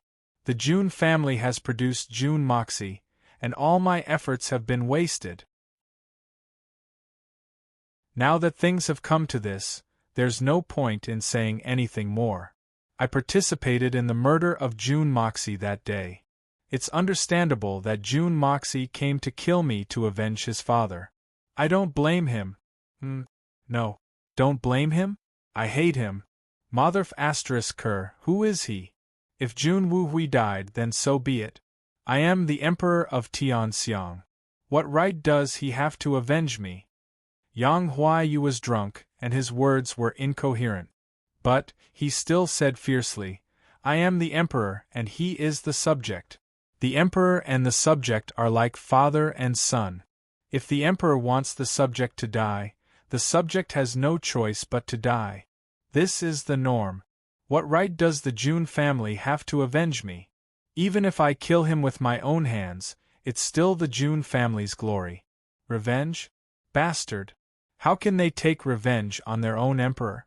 The Jun family is simply a family of bastards. He took a few deep breaths. Treacherous son of *TCH. But the current Jun family is too strong. I believe that even Sir can't compete with them. So, I don't ask Sir to target the Jun family. But Murong Xiao must die. She is my woman, my empress. Why should she meet her lover on New Year's Eve? She might even reveal my secret. She betrayed me to Jun Moxie. She has no choice but to die. How can she not die? He roared at the sky with his hands wide open. But this is only your guess. It's not the truth. Wouldn't it be a joke if you killed your own empress just because of your suspicions? Mr. Wen frowned. It's not a guess. That's for sure. I'm sure. His Majesty's face was red. His eyes were ferocious as he panted. Besides, she can't live even if it's just a guess. He paused for a while, and then suddenly roared, She is my most beloved woman. Just based on this, she deserves to die. He smiled maliciously. Why should I keep my woman alive if I'm going to die at any moment? Leave her and her old lover to live happily ever after? Ha ha ha ha. She's my woman for one day. She'll be my woman for the rest of her life. I'll take my woman with me even if she dies. No. I'll make her wait for me in the underworld. I won't be at ease. I won't be at ease even if she dies one day later than me. I'll dominate her forever even if I can't win her heart. I'm the Emperor of Tianxiang. How can I endure such humiliation? He suddenly raised his leg and kicked the carved table in front of him. It crashed into the ceiling of the palace and broke into pieces with a loud sound. So, she must die. She must die before me. Mr. Wen sighed sadly. His Majesty's jealousy and hatred had clearly gotten to his head. You had countless opportunities to kill her in this matter. So, why did you make me do it? Mr. Wen frowned in a helpless manner. I can't bear to do it. I can't bear to do it. How can I bear to do it? The Emperor roared furiously. It seemed as if he was very dissatisfied with his own weakness. She has never loved me. But she's the only woman I've ever truly loved in my life. I wouldn't have thought of killing her if she hadn't gone to the June family today. Because no one would have been able to keep me in a cold war if I had killed her. I would have been very lonely. Very uncomfortable. He suddenly rushed over and grabbed Mr. Wen's hand. Brother Wen, help me. Help me this time. Kill her for me. He eagerly looked into Mr. Wen's eyes. You'll be returning to the great golden city tomorrow. So, killing such a person will be as easy as blowing off dust for you. Then, you'll be able to escape to a faraway place after you've killed her. The June family won't be able to shake the great golden city even if they wish to pursue this matter, right? Mr. Wen looked up to the sky and sighed. The expression on his face fluctuated. It was full of contradictions and entanglements. Brother Wen, please help me this time. Tears flowed out of the Emperor's eyes. But they were flashing with a crazed color. I can't allow my woman to be held in the arms of another man. And I can't bear to see that scumbag Yi Gohan pressing her between his legs. Please help me. Help us, husband and wife. This is my last wish.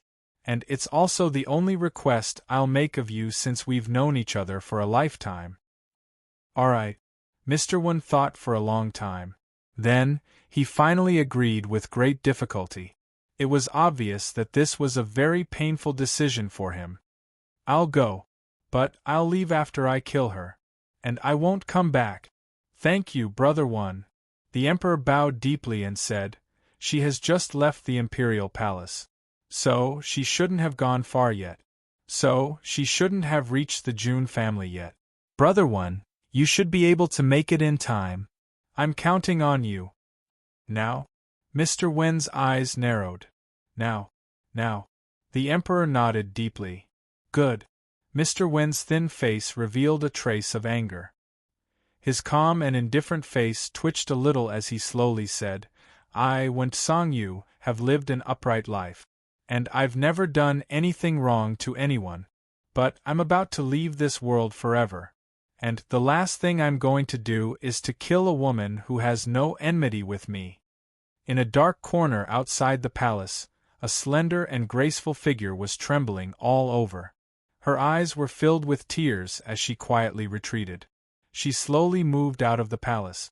Then, her body suddenly trembled as she tried to suppress her sobs. She frantically ran out of the palace. That person was none other than Princess Raimu. She had come out from her mother's place. But she remembered that she hadn't paid her respects to her father on New Year's Eve. So, she forced herself to come even though she didn't want to. Because she wanted to ask her father a question. I want to ask him if he's willing to bow down to the June family.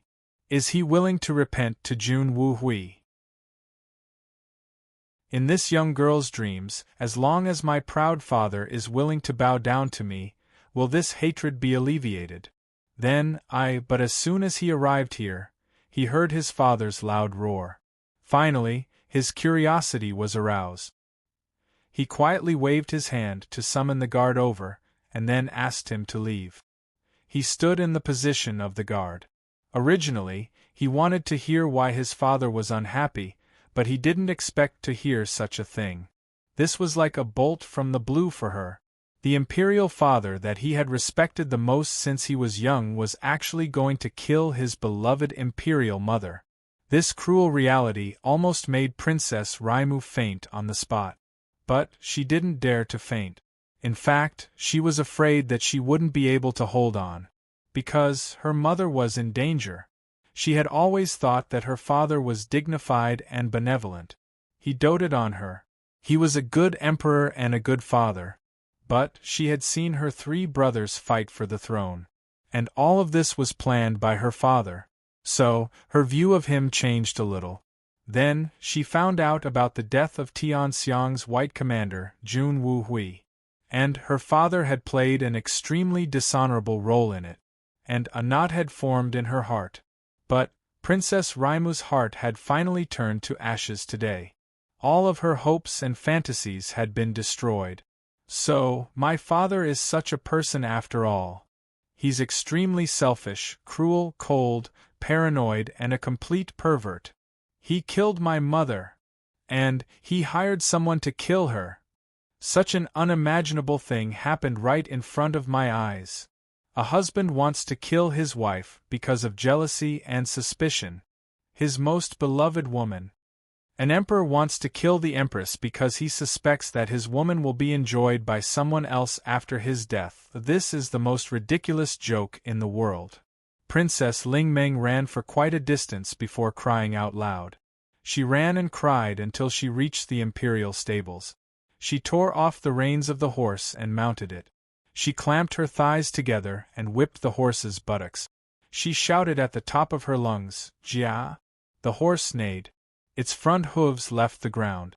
Then, it galloped forward like an arrow, piercing through the night sky of the imperial palace. "Who is it?" The guards at the palace gate shouted. "It's me. Open the gate." Princess Raimu's eyes were filled with tears. "Yes. So, it's your highness." The guards hurriedly bowed and opened the palace gate. Princess Ling Meng exerted force on her leg, and the healthy horse let out a long neigh as it leapt forward like a cloud. It passed through several palace gates, and the sound of its hooves was like a sudden clap of thunder. In an instant, it had disappeared into the distance, leaving behind countless snowflakes. At the same time, a slender figure silently rose into the air from within the imperial palace. It flew over 70 to 80 feet in the air, and suddenly, like a huge flag being swept up by a gale, it unfolded in the air and disappeared without a trace with a whoosh. The emperor stood in front of the window. There was a proud and cruel smile on his face. "I left in a hurry last night, so I made a few mistakes. When I copied the chapter, I didn't know what happened.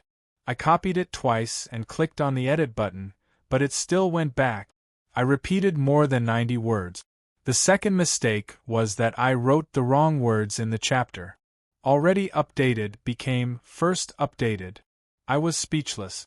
I just finished writing the chapter last night and was about to go to bed. Today, I went to cook for my uncle. Then, I got a call when I was uploading the chapter. My aunt couldn't take the blow and collapsed. Acute myocardial infarction. I finished the chapter in a few minutes and went home in a hurry. Luckily, she was saved in time. Now she was out of danger. Sigh. I broke out in a cold sweat. I felt cold all over when I was walking on the road. I had a bad feeling. Let me explain briefly. There are 2 updates today. To make up for yesterday's repeated mistakes, I will give you 500 words for the first update. I hope my brothers and sisters can forgive me. All my brothers and sisters know that I usually give at least 100 words for free, or 300 or 200 words for each chapter. It's not for anything else. It's not that I don't like writing new chapters to earn money. I like money, really. But I hope that I can use these words to make up for the punctuation in the main text. This reason might be funny or stupid, but I've been doing this for 2 years. Maybe I don't give much, but please believe that I've tried my best. I will try my best to make up for the punctuation in each chapter with free words.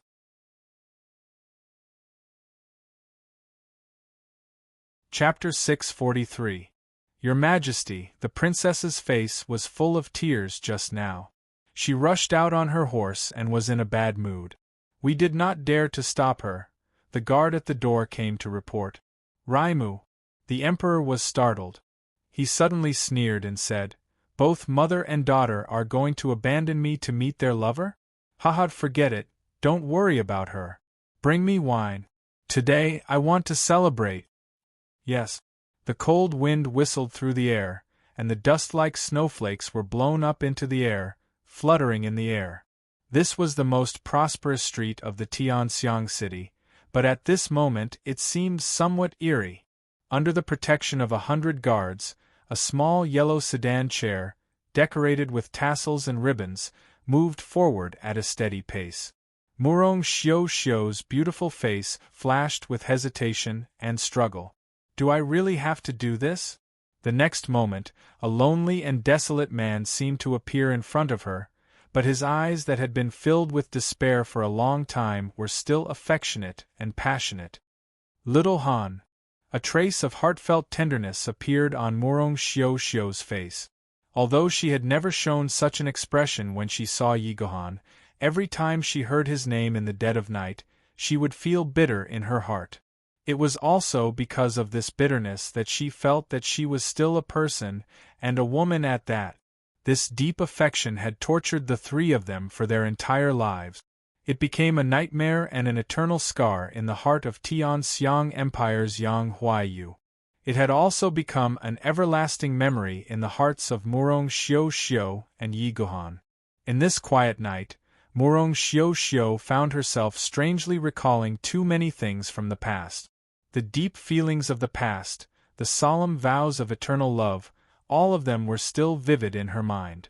It was as if on this short road, she was replaying everything in her life, no matter how big or small. Little Han, it's been hard on you. Murong Xiao Xiao's face was full of tears. At this moment, she suddenly remembered a poem that Yi Gohan had left for her before he fled to the ends of the world.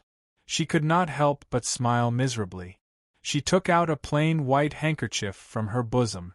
On it, there were a few lines of small blood-red words embroidered in a flamboyant manner.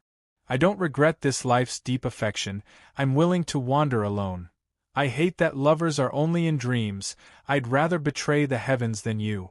After Yi Gohan left, Murong Xiao Xiao embroidered this handkerchief and kept it close to her body. However, no one knew that this bright red handwriting was Murong Xiao Xiao's own blood. She used her own blood to soak the white thread red. Then, she threaded the needle and, stitch by stitch, embroidered the last poem given to her by the person she loved the most on her handkerchief. It had survived until today. Just a few days ago, there were 2 more lines of words, the same bright red. If the fate in the next life has not ended, I would rather betray the heavens than betray you. These were the last 2 lines of the poem that Yi Gohan had recently revised. After Murong Xiao Xiao finished embroidering these 2 lines, she embroidered another word below, looking forward to it. Little Han, not only are you looking forward to it, I'm also looking forward to it. If the fate in the next life has not ended, I would rather betray the heavens than betray you. If there is a next life, I will only belong to you. I will smile for you, cry for you, shed tears for you, rejoice for you, bear children for you, and grow old with you, even if I'm poor, even if I'm lowly. As long as you and I can be together, I will not regret it. Little Han, the world is singing praises for Jun Wu Hui and Dongfang Wenxin. They are all feeling sorry for them and sympathizing with them. But who knows how much I envy them? Although they are separated by life and death, they have been husband and wife for more than 10 years after all. With such a relationship, he once had her, and she once had him. They are so happy. But we have never had each other, Little Han, the man I love the most. Do you know, every time I see you, how sour my heart is, how painful my heart is in the next life, Your Highness, the June residence is in front. The guard at the front of the carriage turned around and reported respectfully. When he spoke, Murong Xiao Xiao had just finished recalling the ups and downs of her life. She was drifting in her thoughts as if she was in a fog. This sentence woke Murong Xiao Xiao up from her dream. She lifted the curtain and looked outside. Her eyes were still misty. So fast? So fast? The guards were speechless. The road was snowy and slippery at night. We were so careful all the way, so how could we be fast? It was clearly slow. A gust of wind blew the snowflakes onto Murong Xiao Xiao's face as she lifted the curtain. Suddenly, she shivered and had an ominous premonition. Was there no way ahead? Or has my road come to an end? At this moment, a hurricane suddenly rolled up, right above her, and rushed towards the carriage with the force of a thunderbolt. There was a flash of light, and there was a sword in the hurricane. "Be careful, Her Majesty!" the guard cried out in horror. In the distance, the thunderous sound of horse hooves rolled over like a storm. To gallop on a horse in the middle of the night, when the ground was frozen like a mirror, was either a madman or a madman. Once they fell, they would either have their hands or legs broken, or die on the spot. It was simply a waste of one's life. A weak but hysterical cry could be heard in the wind. "Imperial Mother! Be careful! Imperial Mother! Be careful!" The voice was broken by the bone-chilling wind, but one could hear the infinite despair and panic in the voice. In the cold winter night, Princess Raimu galloped madly on her horse. Her hair was disheveled, and the cold wind blew on her face, freezing the tears on her face. Murong Xiu Xiu also heard the guard's exclamation, saw the approaching hurricane, and vaguely saw a vague figure in the hurricane. The sound of horse hooves behind also entered her ears. She also heard her daughter's heart-wrenching cry clearly in the cold wind, but she suddenly found that she could not move, as if she had fallen into an ice cave. Under the shroud of such an earth-shattering Xian skill, she had no power to protect herself, and could only wait for death. But on her peaceful face, there was a trace of relief. "Am I going to die?" Ah! A wolf-like howl of despair rang out. A Jiu's shadow-like figure suddenly appeared. He kicked the palanquin, and the entire palanquin rapidly retreated. At this moment, the advantage of the frozen ground was revealed, and it actually quickly slid out. Meanwhile, his skinny figure lit up with a bright yellow radiance. With a loud roar, he soared into the air and faced the hurricane in midair. The figure in the hurricane! The peak of Earth Xian! The Empress' personal guard turned out to be an expert at the peak of Earth Xian. However, the assassin was none other than Mr. One. He was a supreme master. Not to mention an Earth Xian, even a peak of Tian Xian could be killed in seconds. What was a mere peak of Earth Xian? But he still managed to stop him. Blood exploded in midair. Ajio's body had just rushed up when he instantly turned into a sky full of flesh and blood. Drops of blood fell like a rain of blood, falling one after another. But Mr. Wen's figure was faster than the rain of blood. He was like a demon god descending from the heavens, flying down from the sky. He was carrying a small package on his back. Once he killed Murong Xiu Xiu, he would immediately fly away and return to the Supreme Golden City. From then on, he would no longer be concerned about the mortal world. Protect the Empress. Dozens of guards stood in front of the palanquin with their swords. At this moment, Murong Xiu Xiu flipped over and rolled out of the palanquin, landing on the snow. At the same time, the palanquin was hit by the palm force and split into pieces. Mr. One did not say a word. He swung his sword and a ray of sword energy flashed out. The dozens of guards in front of him screamed as they were all cut in half. The sword energy penetrated their bodies and left a deep sword mark on the ground. Snowflakes flew everywhere. The sound of hooves approached. Princess Raimu rushed over desperately. She jumped off the horse and almost fell down. She madly rushed to her mother who was lying on the ground and screamed, "Mother!" Mr. Wen's figure did not stop. He hesitated for a moment and then his right palm flew out with a bang. Even in the air, a black hole in the shape of a palm was formed and hit Murong Xiu Xiu's back. "Stop!" A ghostly figure appeared out of nowhere. His body had yet to arrive, but he had already unleashed a force to intercept Mr. Wen's palm wind. However, he was still a step too late. Although most of the force had been dissipated, there was still a strong force that hit Murong Xiu Xiu's back with a loud bang. Murong Xiu Xiu let out a muffled groan. Her delicate body was hit and flew off the ground. She spat out a mouthful of red blood in midair. She was like a flower that had been forcibly plucked from a branch and fell powerlessly from the sky. Her light yellow dress unfolded in the air like a delicate flower that had withered in the snowy night. Mother! Princess Ling Meng was frightened out of her wits and rushed forward. Seeing that it was too late, she leapt forward without any regard for her life. Her body fell heavily onto the ground, and with a kacha sound, her knees made contact with the hard ice and shattered. But she did not feel it. She just stretched out her hand and firmly caught her mother's body, as if she was catching the only thing she could rely on in her life. Crack! The strong momentum caused Princess Ling Meng to fall backwards as she caught hold of her mother. Her knees, which were already broken, were still kneeling on the ground. Her entire upper body was bent backwards and the back of her head slammed heavily onto the icy surface of the snowy ground. A crisp sound came from her knees as she knelt on the ground. Fresh blood instantly flowed out. If one lifted her dress to take a look, they would definitely see that the joints of her knees were completely shattered. Her delicate skin and flesh had long been split open, and the pale white broken bones were also exposed outside. However, this girl who had been pampered since she was a child had revealed her extreme toughness at this moment. Even a spirit Xian expert wouldn't be able to endure such pain. However, this little girl had withstood it. Moreover, the back of her head had started to bleed profusely. However, she had held on to her mother's body, and hadn't let her mother's body suffer even the slightest impact. Morong Xiao opened her eyes with difficulty. She looked at her daughter, who was in despair and sorrow with a trace of tenderness and affection on her face. She wanted to say, Meng don't be afraid. I'm fine. But when she opened her mouth, she spat out a mouthful of blood again.